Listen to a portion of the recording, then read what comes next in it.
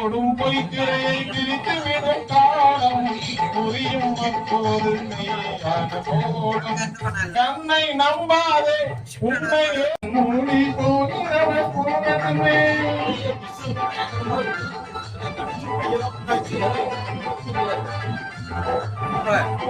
பொன்பொருளை கண்டவுடன் வந்தவழி மறந்துவிட்டே கண்மூடி போகிறவன் போனட்டுமே என் மனதை நான் அறிவேன் என் உறவை நான் அறிவேன்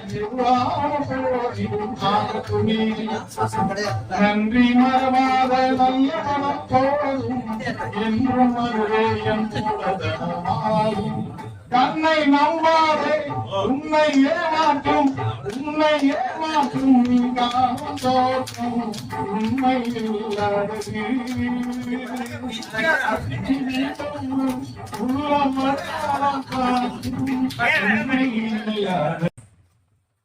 வாசகர் வட்டத்தின் சார்பாக நடைபெற்றுக் கொண்டிருக்கின்ற இலக்கிய ஆர்வலர்கள் அமர்வின் 73வது பெருமைமிகு வாரத்தில் கலந்து கொண்டு சிறப்பிக்க வந்துள்ள அனைத்து ஆளுமைகளையும் நகர் சார்ந்த பெரியவர்களையும் வருக வருக என்று வணக்கத்துடன் வரவேற்கின்ற இந்த இணைய நிகழ்வில் தேசிய நூலக வார விழாவிற்கும் நமது 73வது இலக்கிய ஆர்வலர்கள் அமர்விற்கும் சிறப்பு தலைமை ஏற்று சிறப்பிக்க வந்துள்ள மதிப்பிற்கும் மரியாதைக்கும் உரிய தமிழ் பல்கலைக்கழகத்தின் முனைவர் அறிவியல் தமிழ் துறையின் பேராசிரியர் மரியாதைக்குரிய திருமதி இரா இந்து அவர்களை தலைமையேற்று சிறப்பிக்கும்படி அன்புடன் நான் கேட்டுக்கொள்கிறேன். இன்றைய தினம் 58வது தேசிய நூலக வார விழாவினை அழகம்மாள் நகர் கிளை நூலகத்தின் சார்பாக நாம் இன்று கொண்டாட இருப்பதால் இந்த ஒரு சிறிய ஒரு நூலக கவிதையுடன் இன்றைய நிகழ்வு தொடங்க இருக்கிறது. இக்கவிதைக்கு பிறகு நம்முடைய அழகம்மாள் நகர் முறைப்படி முனைவர் ராஜமாணிக்கம் ஐயா அவர்கள் நம்முடைய விருந்தினரை முறைப்படி அறிமுகப்படுத்துவார். பின்னர் தலைமை விருந்தினர் உரையாற்றுவார்கள். தலைமை விருந்தினர் உரைக்கு பின் தமிழ் பல்கலைக்கழகத்திலிருந்து 5 மாணவர்கள் உரையாற்ற இருக்கிறார்கள். அவர்கள் உரையாற்றிய பிறகு நேரத்தின் அருமை கருதி இங்க இருக்கும் ஆளுமைகள் அந்த நேரத்துக்கு உட்பட்டு நாம் இன்றைய நிகழ்வை முடித்துக் கொள்ளலாம் என்று முடிவு செய்துள்ளோம். காரணம், இந்த 58வது தேசிய நூலக வார விழா என்பதால் மாணவர்களின் பங்கு முக்கியமாக இருக்க வேண்டும் என்று நாம் கேட்டுக்கொண்டதன் அடிப்படையில் 5 மாணவர்கள் 5 தலைப்பில் பேச இருக்கிறார்கள். அவர்களுக்கு இடம் கொடுத்து நாம் பார்வையாளராக இன்று இருக்கலாம் என்று வாசகர் வட்ட நிர்வாக குழு முடிவெடுத்ததன் அடிப்படையில் என்னுடைய சிறிய கவிதையினை மட்டும் இங்கு நிகழ்த்துகிறேன்.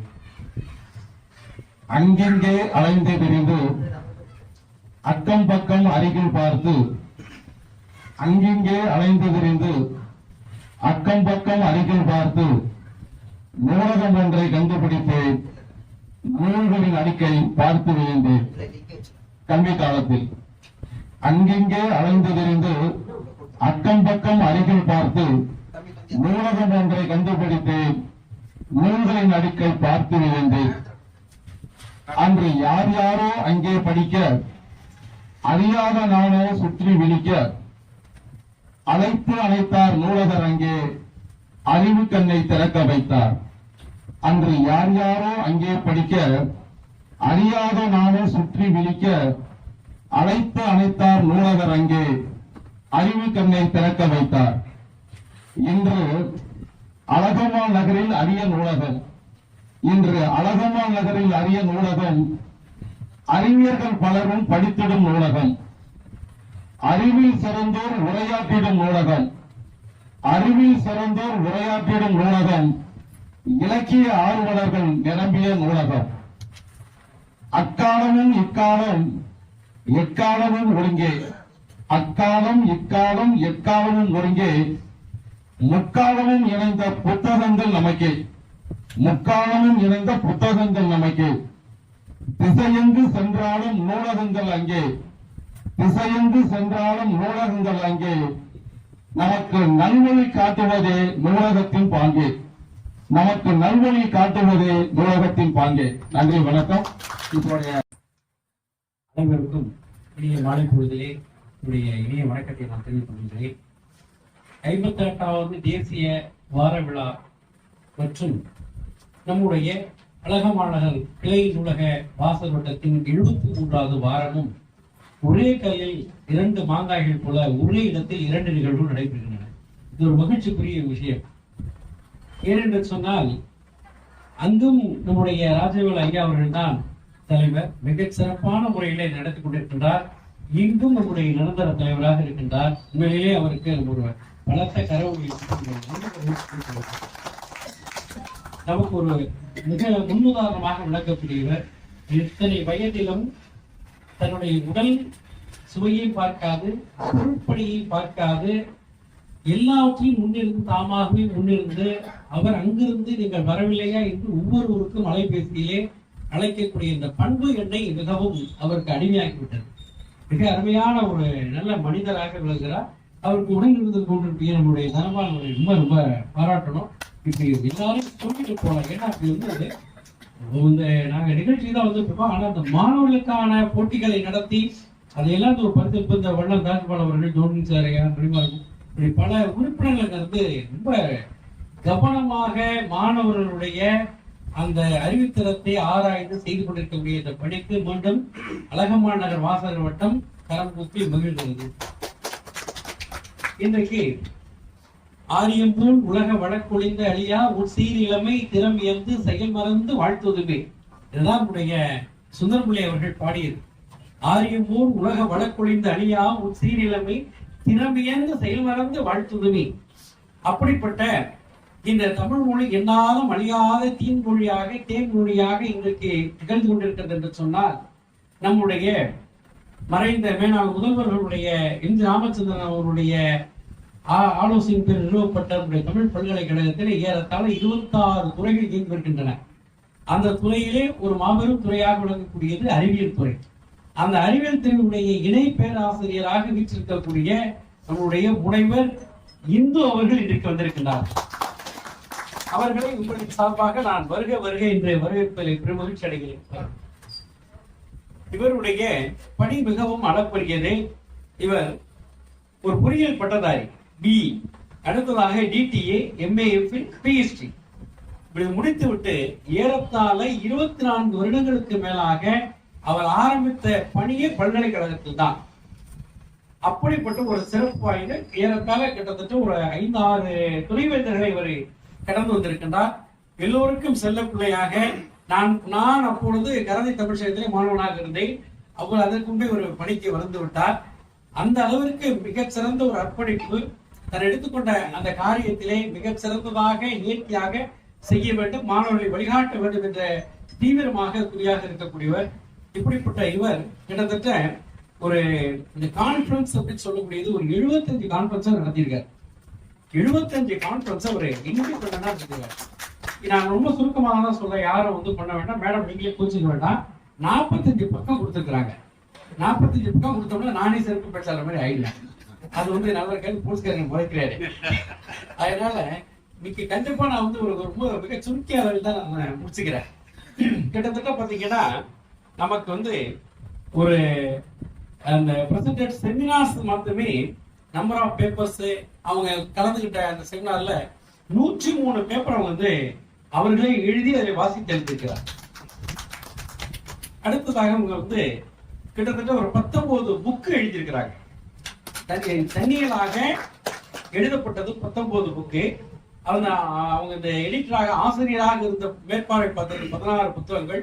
இப்படி கிட்டத்தட்ட ஒரு 12 வால்யூமுடைய அந்த என்சைக்ளோபீடியா என்று சொல்லக்கூடிய இன்ஜினியரிங் என்சைக்ளோபீடியாவுக்கு இவங்க வந்து கிட்டத்தட்ட 12 வால்யூமுக்கு எடிட்டராக இருந்து அன்றைக்கு இருக்கக்கூடிய துணைவேந்தர் ஐயா அவர்கள் இவருடைய பணியை மிக சிறப்பாக பாராட்டினார்கள். அந்த அளவிற்கு எடுத்துக்கொண்ட அந்த பணிகளை சிறப்பாக பணியாற்றக்கூடியவர். அடுத்ததாக பாத்தீங்கன்னா அவர் பாத்தீங்கன்னா எங்களுக்கு ரொம்ப முக்கியமான விஷயம் ஆய்வு குறுந்திட்டம் நெடுந்திட்டம் என்று சொல்லுவாங்க. UGC major project minor project. அந்த மேஜர் ப்ராஜெக்ட் பாத்தீங்கன்னா ஒண்ணு பண்ணிருக்கிறாங்க. ரொம்ப சிறப்பானது, கிடைக்கிறது ரொம்ப கஷ்டம். அது அதை டெல்லிக்கு போய் நம்ம வந்து அது கேட்கிற கேள்விக்கெல்லாம் வந்து பதில் சொல்லணும். பதில் சொன்ன பிறகுதான் அந்த ப்ராஜெக்ட் நமக்கு கிடைக்கும். கிட்டத்தட்ட 15 ரூபாயில இருந்து கிட்டத்தட்ட 1 கோடி ரூபாய் தாண்டி நிற்குது. அந்த ப்ராஜெக்ட் வாங்கி செஞ்சிருக்கிறாங்க. அப்ப அடுத்ததாக தமிழ்நாடு கவர்மெண்ட் ப்ராஜெக்ட் 3 பண்ணியிருக்கிறாங்க. அடுத்ததாக பாத்தீங்கன்னா தமிழ் யூனிவர்சிட்டியில ப்ராஜெக்ட் 4 பார்ட் பண்ணியிருக்கிறாங்க. கிட்டத்தட்ட பாத்தீங்கன்னா இவங்க வந்து இவங்களுடைய வெளிநாடு பயணம் எடுத்துக்கிட்டீங்கன்னா மலேசியா, சிங்கப்பூர், ஸ்ரீலங்கா என்று சொல்லக்கூடிய மேலை நாடுகளுக்கு சென்று தன்னுடைய கட்டுரைகளை வாசித்து அளித்திருக்கின்றார்கள். இவங்க வந்து 24 PhD இவங்களுடைய மேற்பார்வையின் கீழ் முனைவர் ரொம்ப 30 PhD தவறுக்கு மன்னிக்கணும். அதனால அடுத்த இப்போது வந்து பாத்தீங்கன்னா இந்த PhD வந்து கிட்டத்தட்ட ஒரு 7 PhD இன்னும் இப்ப நடத்தி கொண்டிருக்கிறார்கள் அம்மாவுடைய கீழே. இப்படி பாத்தீங்கன்னா அவங்க வந்து டிரான்ஸ்லேஷன் ஒர்க்கு தலைமைச் செயலகத்திலிருந்து செய்து கொடுத்திருக்கிறாங்க. இப்ப நான் அவர்களோடு இருந்து கார்பஸ் டிக்ஷனரி என்று சொல்லக்கூடிய central institute of Indian language என்ற மைசூர்ல இருக்கு. அது எங்க கல்லூரியில 3 நாட்கள் போட்ட போது அவர்களோடு நான் இருந்து அந்த அகராதியினுடைய மொழிபெயர்ப்புல நான் உறுதியாக இருந்தேன். நானும் ஒரு பேராசிரியராக இருந்து செய்திருக்கிறேன். அந்த அளவுக்கு ஒரு மிக அருமையான முறையிலே நிறைய செய்திகளை செய்திருக்கின்றார். அடுத்து பாத்தீங்கன்னா ஐவகை வகை அணிகள தொழில்நுட்பம் என்று அந்த சான்லாக்ஸ் பன்னாட்டு ஆய்வுகள்ல நிறைய கட்டுரை எழுதி கொண்டிருக்கிறார். திருக்குறளில் சந்திர கிரகணம் ரொம்ப வித்தியாசமான பேர். திருக்குறளில் சந்திர கிரகணம் இதை வந்து ஒரு ஆய்வு தொகுதியாக வந்து செய்திருக்கிறாரு. அடுத்த இரும்பு தொழில்நுட்பம், சமூக விஞ்ஞானத்துக்கு, அதாவது எப்பவுமே முத்தமிழ் என்று சொல்லிக் கொண்டிருக்கின்றோம். 4வதாக அறிவியல் தமிழ் என்று சொல்கிறோம். 5வதாக இன்றைக்கு கணினி தமிழ் என்று நாம் வந்து அந்த வகையிலே மெல்ல தமிழ் இனி சாகும் என்ற அந்த பேரை விரைத்தான் சென்றிடுவீர் 8 திக்கும் கலை செல்வங்கள் யாவும் குடந்திருக்க சேர்ப்பீர் என்று சொன்னார். அதே போல உங்களைப் போல ஏராளமான ஆளுமைகள் இருக்கின்ற போது தமிழுக்கு என்ன சிறப்பு தானே கிடைக்கும், அழிவா கிடைக்கிறது. அந்த வகையில் இன்றைக்கு தன்னுடைய தமிழ் பணி ஆட்சி கொண்டிருக்கக்கூடிய நம்முடைய இந்துமதி அம்மா அவர்களை உங்களின் சார்பாக மீண்டும் வருக வருக என்று வரவேற்று அவர்களை தெரிவித்துக் கொள்கிறேன். வாசல் வட்டம் அவர்களை கௌரவிக்கும் விதமாக இப்போது பொன்னாடை பொறுத்த வருகிறார் நம்முடைய தனவால் ஐயா அவர்கள். மிக சிறப்பானது ஒரு பணி. ஏனென்று சொன்னால் நான் ஒன்று மிகவும் சுருங்கிய அளவில் தான் இதை நான் கொடுத்திருக்கின்றேன். இப்பொழுது முன்னாடி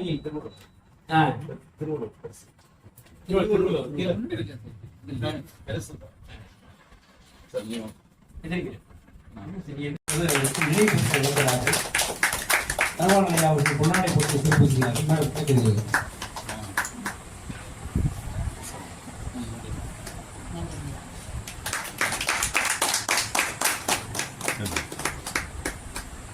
தலைவர் திரு தன கோபாலகிருஷ்ணன் ஐயா அவர்கள், திருவாளர் ராஜவேலு ஐயா அவர்கள் மற்றும் ராஜமாணிக்கம் ஐயா அவர்கள் அனைவரையும் வணங்கி மகிழ்கின்றேன். மற்றும்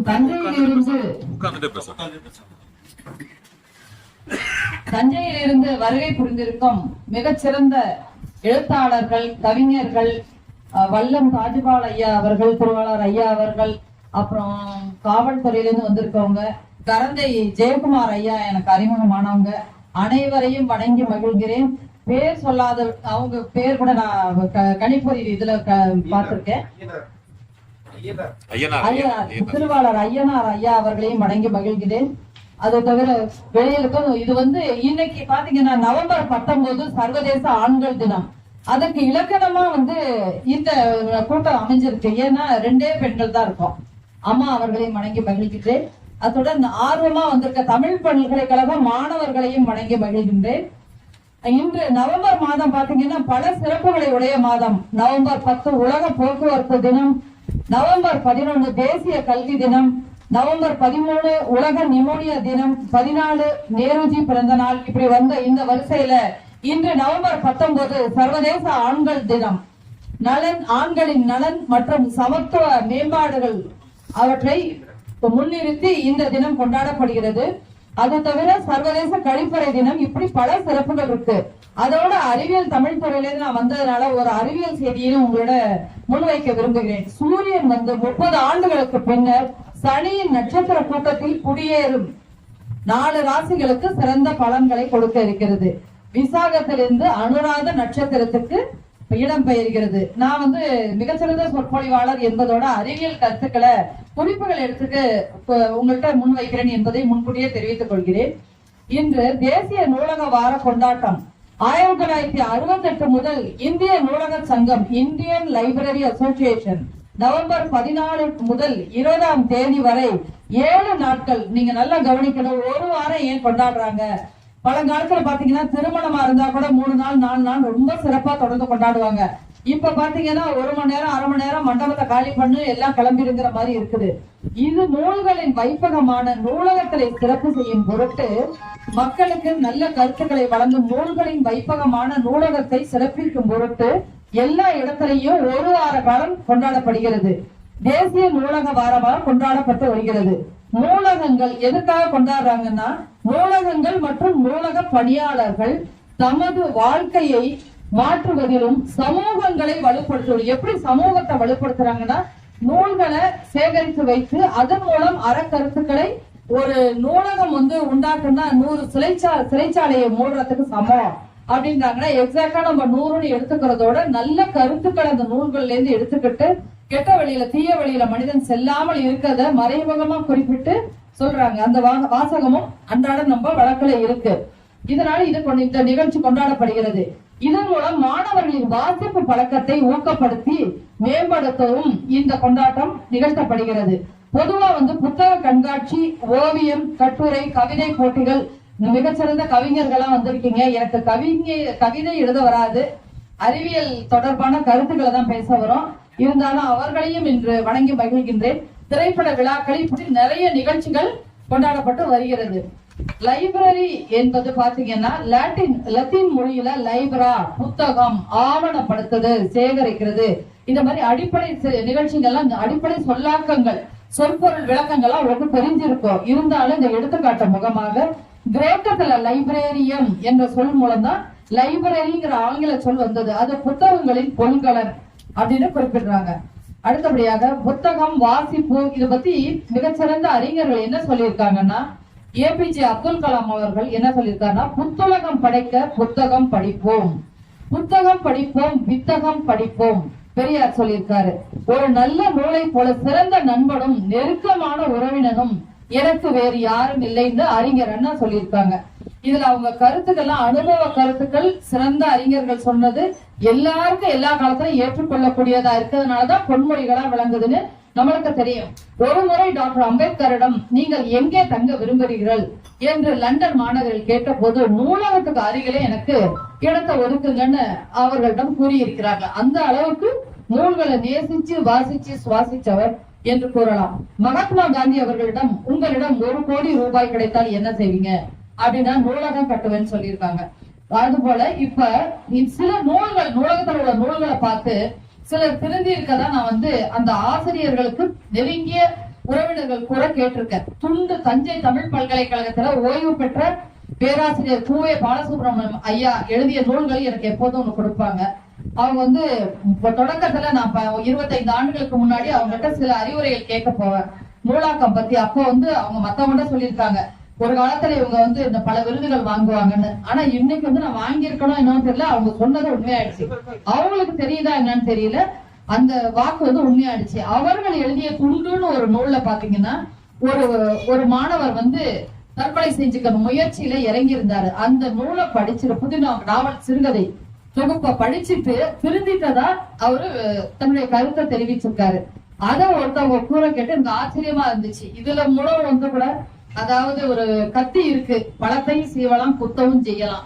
இந்த மாணவர் அழகா அந்த பழ சீவரத்துக்கு பயன்படுத்துற மாதிரி இணையத்தை எப்படி சிறுவர்கள்லாம் இரவு முழுக்க அதுல யூடியூப்ல நல்லது இருக்கு, கெட்டது இருக்கு.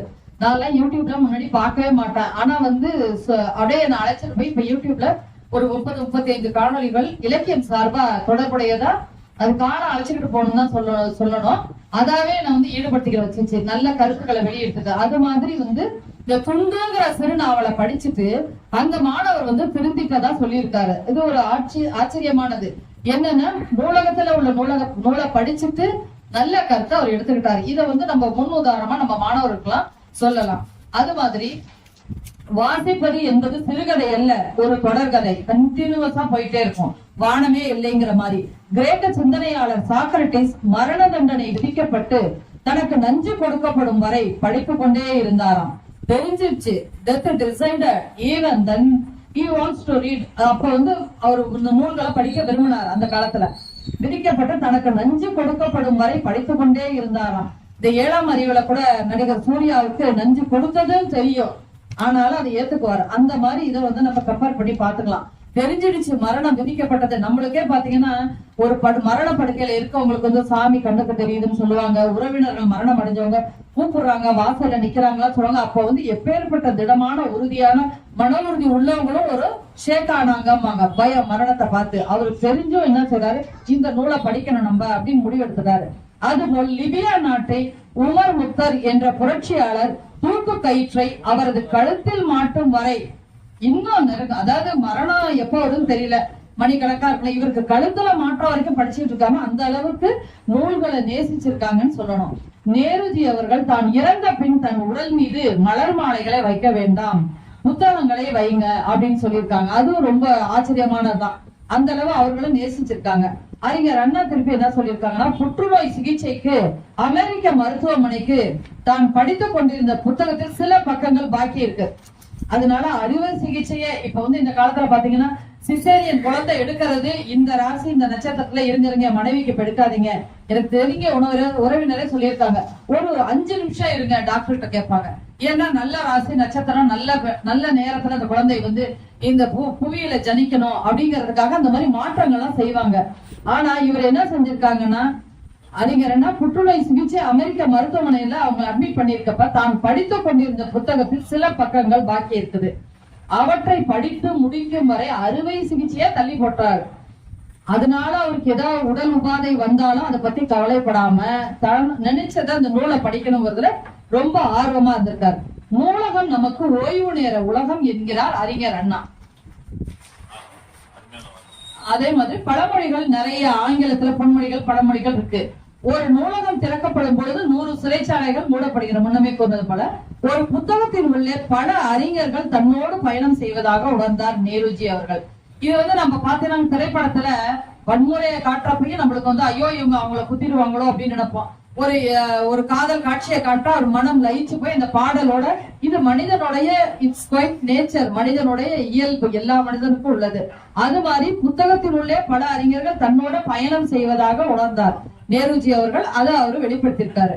ஒரு புத்தகம் என்பது பதிவு செய்யப்பட்ட தகவல்களின் கட்டமைக்கப்பட்ட விளக்க காட்சி என்று ஆலன் டூரிங் ஒரு அறிஞர் சொல்லியிருக்காங்க. இது மாதிரி நிறைய கருத்துக்களை அறிஞர்கள் முன் வச்சிருக்காங்க. ஒரு எழுத்தாளன் ஒரு புத்தகத்தை தொடங்கி வைக்கிறான், ஸ்கிரிப்டா எழுதுறாரு, இந்த பிரிண்டட் ஃபார்ம்ல வருது.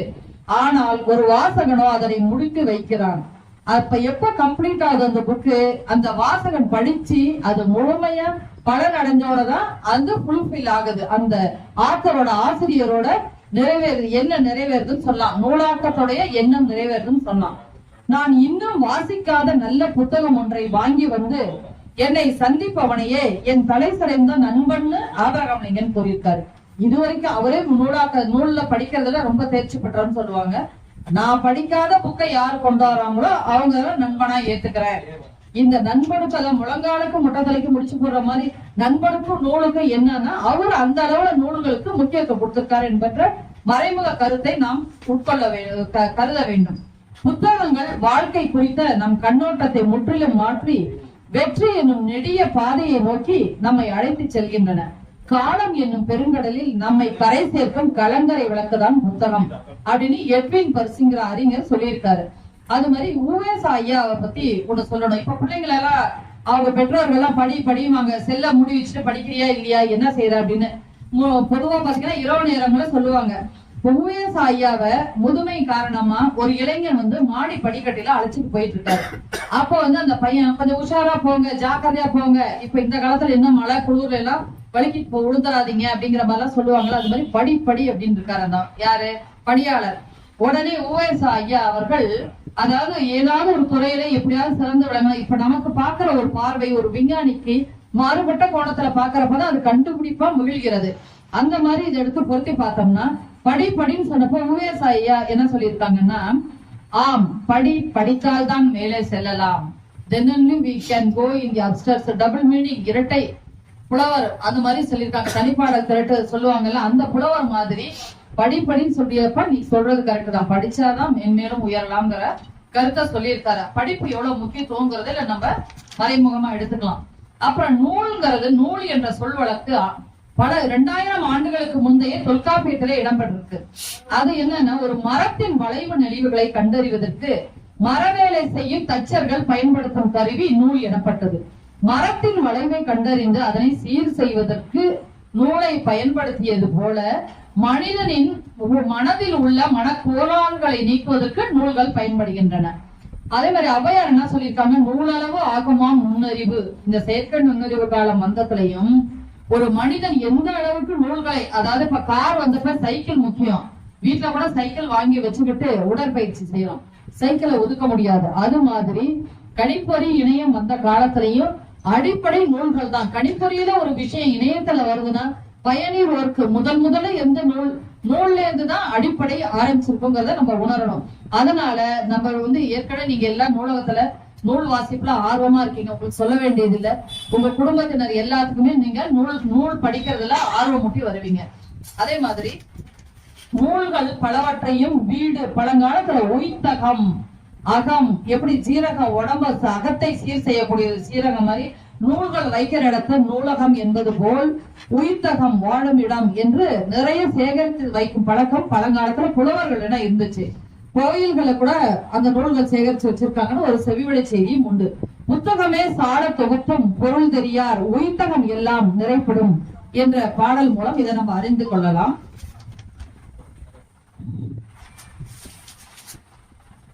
பழங்காலத்துல பாத்தீங்கன்னா நூல்களை கல்லுலையும் சுடுமண் பலகைகளையும் எழுத்துக்களை பொறிச்சு வச்சாங்க. இப்ப இந்த இது ஓலைச்சுவடிகள்ல பிள்ளையார் சுழி, எல்லா வளைவு நெளிவு சுழிகளும் உள்ள ஒரு எழுத்த போட்டு பாப்பாங்க முதல்ல ஆணியில. ஏன்னா அதுல பொத்தல் விழுந்துருச்சுன்னா அந்த தரமான ஓலைச்சுவடி அல்ல, எழுதுவதற்கு குறிப்புகளை எடுத்து வைக்கணும் பழங்காலத்துல வச்சிருப்பாங்க. அந்த பொத்தல் மூலகம் தான் புத்தகம் என்ற சொல் அதன் மூலம் புத்தகம் என்ற சொல் வந்ததுன்னு நம்ம அனைவரும் அறிவோம். பனையோட நறுக்குகளில் அதன் பின்னர் எழுதப்பட்டது. மனிதன் தான் சிந்தித்த கற்பனை செய்த விரும்பிய கருத்துக்களை பழங்காலத்துல ஓலைச்சுவடியில பதிவு பண்ணிருக்காங்க. தஞ்சை தமிழ் பல்கலைக்கழகத்திலேருந்து நான் வந்திருக்கனால ஒரு கூடுதல் தகவல் சொல்றேன். ஓலைச்சுவடி துறை ஒண்ணு இருக்கு. இப்ப எங்க தந்தையார் மறைந்துட்டாங்க, அவங்க எல்லாம் கூட அதுக்கு ஓலைச்சுவடி கொடுத்திருக்காங்க. அதாவது பொதுமக்கள்கிட்ட இருந்தும் ஓலைச்சுவடிகளை தொகுத்திருக்காங்க தமிழ் பல்கலைக்கழகத்துல. ஏன் இந்த மாதிரி செஞ்சிருக்காங்கன்னா, சில அறிஞர்கள்ட்ட சில கருத்துக்கள் இருக்கும், அன்றாட பொதுமக்கள்கிட்ட கூட பல கருத்துக்கள் இருக்கும். இப்ப நாகர்கோயில பாத்தீங்கன்னா மருத்துவ ஓலைச்சுவடிகள்லாம் ஒரு வீடு எரிஞ்சிட்டு இருக்கப்போ ஓடி போய் ராஜ வைத்தியத்துக்கு மறைமுகமா சில ஓலைச்சுவடிகள் வச்சிருப்பாங்க. அவங்க குடும்பத்தினர் வம்சத்தினர் மட்டும் பயன்படுற மாதிரி சீக்கிரட்டா வச்சுட்டு சில மருத்துவ சிகிச்சைகள் செஞ்சிருவாங்க. அந்த மாதிரி ஒருத்தர் வீடு தீயில கருகி போறப்ப எல்லாரும் ஓடி போய் ஓலைச்சுவடி எடுத்ததா அங்கு இருந்தவங்க ஒருத்தவங்க சொன்னாங்க. எனக்கு ராஜா வைத்தியம்ங்கிறது முக்கியம், அது பழங்கால நூல்களா கருதப்பட்ட ஓலைச்சுவடியில் பதிவு செய்யப்பட்ட கருத்துக்கள் முக்கியமா கருதப்பட்டன. அது மாதிரி மிக பழமையான நூலகம்னு பார்த்தோம்னா கிமு 3ஆம் நூற்றாண்டில் எகிப்தில் உள்ள அலெக்சாந்திரியா நூலகம் பழமையான நூலகத்தில் ஒன்றாக கருதப்படுகிறது. இங்க எதுக்காக இந்த செய்தினா, இது சாதாரண செய்தியா இருக்கும், ஆனா அப்பயும் 7 லட்சம் நூல்கள் இருந்துச்சு. அப்ப நம்ம இப்ப என்ன செய்யணும், நூல்கள் இன்னும் சேகரிப்புல முழு மூச்சா இறங்கணுங்கிற கருத்தை முன்வைக்க விரும்புகிறேன். புத்தகம் பத்தி அறிஞர் அண்ணா சொன்னது, புத்தகங்கள் மூலமே பழங்கருத்துக்களை நீக்கி பாசி படிந்த எண்ணங்களை போக்கி, அதாவது நம்ம நெகட்டிவ் தாட்ஸ் இருக்கவே கூடாது, பாசிட்டிவ் கன்ஸ்ட்ரக்டிவ் தாட்ஸ் இருக்கணும். நல்வாழ்வுக்கான நல்லறிவு கருத்துக்களை புதுமை எண்ணங்களை ஏற்படுத்த முடியும். எண்ணத்துல என்ன புதுமையா இருக்கிறது அப்படின்னா, அதுவும் அங்க பாசிட்டிவா திங்க் பண்ணுங்கன்னு அர்த்தம், நெகட்டிவா பண்ணாம. இப்ப நம்ம பெரியவர்களா, உங்களுக்கு தெரியாத இல்ல, உங்கள நான் சின்னவங்களா என்னன்னு தெரியல, 57 வயது முடிய போகுது, இருந்தாலும் உங்களெல்லாம் ஒருத்தவங்களாதான் நான் இந்த கருத்தை முன்வைக்க விரும்புறேன்.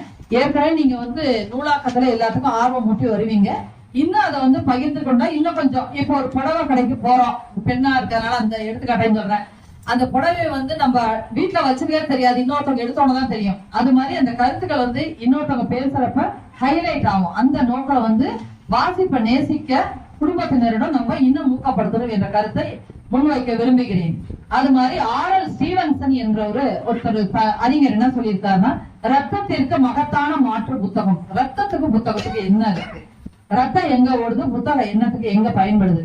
என்ற அரும் கருத்தை தெரிவித்தார். ரத்தம் என்று உயிர் வாழ்க்கை அமையாது. நம்ம உடல், மனித உடல் நூல்களின் மூலமே, அதாவது அறிவின் இயக்கம் நூல்களின் மூலமே இருக்கிறது. உடலுக்கு அறிவை சொல்றாரு, ரத்தத்துக்கு நூல்கள் சொல்றாரு. அந்த அளவு முக்கியத்துவம் வாய்ந்தது நூல்கள்.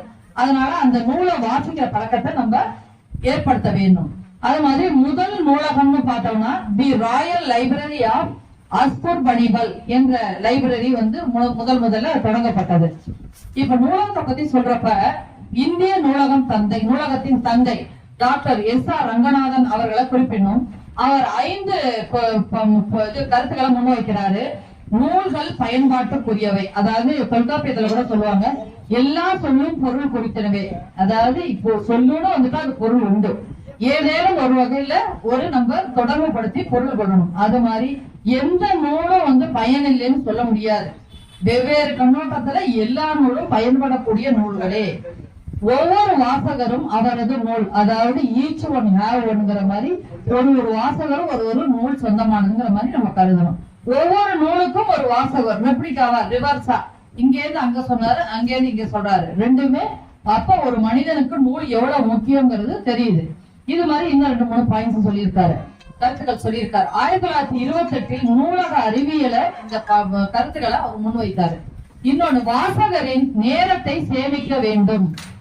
வாசகர் இப்ப படிச்சுட்டு இருக்காங்க அப்படின்னா வந்து ஒருத்தர், எனக்கு தெரிஞ்சு ஒரு வயோதிகர், எங்க உறவுமுறை தாத்தா ஒருத்தர் டெய்லி வீட்டுல நச்சரிச்சு டிஃபன் லஞ்ச்ல சாப்பாடு சமைக்க லேட் ஆயிடுச்சுன்னா கூட இட்லியை கூட எடுத்துட்டு லைப்ரரிக்கு போவாங்க. ஏன் அப்படி இவங்க பண்றாங்க அப்படின்னு வீட்டுல இருக்காங்க எல்லாருமே ஒரு காலத்துல வெறுத்தாங்க அவங்கள. நான் சொல்ல, அவங்களுக்கு ஒரு தனி மனித சுதந்திரம் இருக்கு, விருப்பு வெறுப்பு இருக்கு. யாருக்காரும் கெடுதல் பண்றாரா? நூலகத்துக்கு போய் படிக்கிறாரு, அதை விட்டு வீட்டுல உள்ளவங்க அப்படின்னு நான் சொல்லியிருக்கேன். அவருக்கு அதான் சப்போர்ட்டிவா பேசிருக்கேன். அப்ப கூட என்னமா நீங்க புக் எழுதுறவங்க தான் இப்படி பேசுங்க, அந்த நேரம் அவர் தூங்கலாமாங்க. தூங்குறது அவருக்கு தெரியாதா? முதியவருக்கு அவரு மனசுக்கு பிடிச்சது தூங்குறத விட தூங்குற நேரம் இயல்பா ஒரு மனுஷனுக்குள்ளே 6 மணி நேரம் 8 மணி நேரம் தூங்குறாரு. அது போக வந்து நேரத்தை வீணாக்காம அவர் பயன்படுத்தியிருக்காரு. வாசகரின் நேரத்தை சேமிக்க வேண்டும். நூலகம் ஒரு வளரும் உயிரினம். இங்க நம்ம ஒண்ணு கவனிக்கணும், உயிரினம்னு சொல்றாரு. உயிரோட்டம் இருந்தாதான் உயிர், இல்லன்னா பிணம்னு சொல்றோம். வளரும், கன்ஸ்ட்ரக்டிவா, நாளுக்கு நாள் ஒரு நூலகத்துல குறைஞ்சிச்சுன்னு சொல்ல முடியாது. இந்த எழுத்தாளர்கள் பெருகிக்கிட்டே வருவாங்க, அதனால நூல்களும் பெருகும். அதனால வளரும் உயிரினம்னு டாக்டர் எஸ்.ஆர். ரங்கநாதன் அவர்கள் சொல்லியிருக்காங்க. நூலகவியலின் வளர்ச்சிக்காக 30 ஆண்டு காலத்தை தன்னுடைய வாழ்நாளை செலவழித்தாரு. பிரிட்டிஷ் அரசின் ராவ் சாஹிப் விருது, இந்த மாதிரி பல விருதுகள் இருக்கு. அவர் லண்டன் மாநகர் ஒரு தடவை சென்ற போது அங்க உள்ளத மாடலா பாத்துக்கிட்டு முன்மாதிரியா எடுத்துக்கிட்டு நம் நாட்டுல வந்து நிறைய மாற்றங்கள் செஞ்சு பல பாராட்டுகளையும் பெற்று இன்னைக்கும் வந்து அதை நிறைய பேர் பின்பற்றாங்க. குறிப்பிடும்படியா அவங்க சொல்லணும்னா கோலன் கிளாசிபிகேஷன். இப்ப மார்க்கெட்ல எல்லாம் காய்கறி எல்லாம் குவிஞ்சு கதம்பம் பூ மாதிரி எல்லாம் குவிச்சு வைக்காம கூடு கட்டி வைக்கிறாங்கல்ல, அது மாதிரி நூல்களை தலைப்பு வாரியா, இலக்கியம்னா நாடகம், கவிதை, கட்டுரை, இப்படி பிரிச்சு வச்சு அந்த நூல்களை தேவைக்கேற்ப சேவை செய்யணும் நம்ம எடுத்துக்கணும். ஒரு மாணவரோ ஒரு ஆய்வாளரோ எழுத்தாளரோ போய் நேரடியா இலக்கியத்துறை சார்ந்த அந்த அலமாரியில ஷெல்ஃப்ல போய் நின்னாங்கன்னா கவிதை எங்க இருக்கும், அதுக்கு ஒரு எண்ணு கொடுத்திருக்காரு.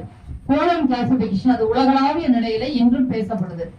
அதை வந்து கண்டுபிடிச்சவர் வந்து இந்திய நூலக தந்தை டாக்டர் எஸ்.ஆர். ரங்கநாதன். நான் கேட்டப்ப வந்து நூலக தந்தைன்னு கேட்டா எல்லாரும் டாக்டர் எஸ்.ஆர். ரங்கநாதன் சொன்னாங்க. ஆனா நம்ம மக்கள், நம்ம தமிழகத்துல உள்ளவங்க விட்டுருவாங்க பெரும்பாலும். இப்ப ஆய்வாளர்கள் மாணவர்கிட்ட கேட்டோம்னா அவங்க வந்து ரங்கநாதன் அந்த 5 பாயிண்ட்ஸ் அதெல்லாம் சொல்றாங்க, தொடர்புடைய துறையில இருக்காங்க. ஆனா தமிழகத்துக்கு உழைச்ச ஒரு நூலக தந்தை இருக்காங்க. அவங்கள பத்தி நான் காணொலியில பேசுறதுக்காக தொகுத்தேன். அதனால அந்த கருத்தை முன்வைக்க விரும்புகிறேன்.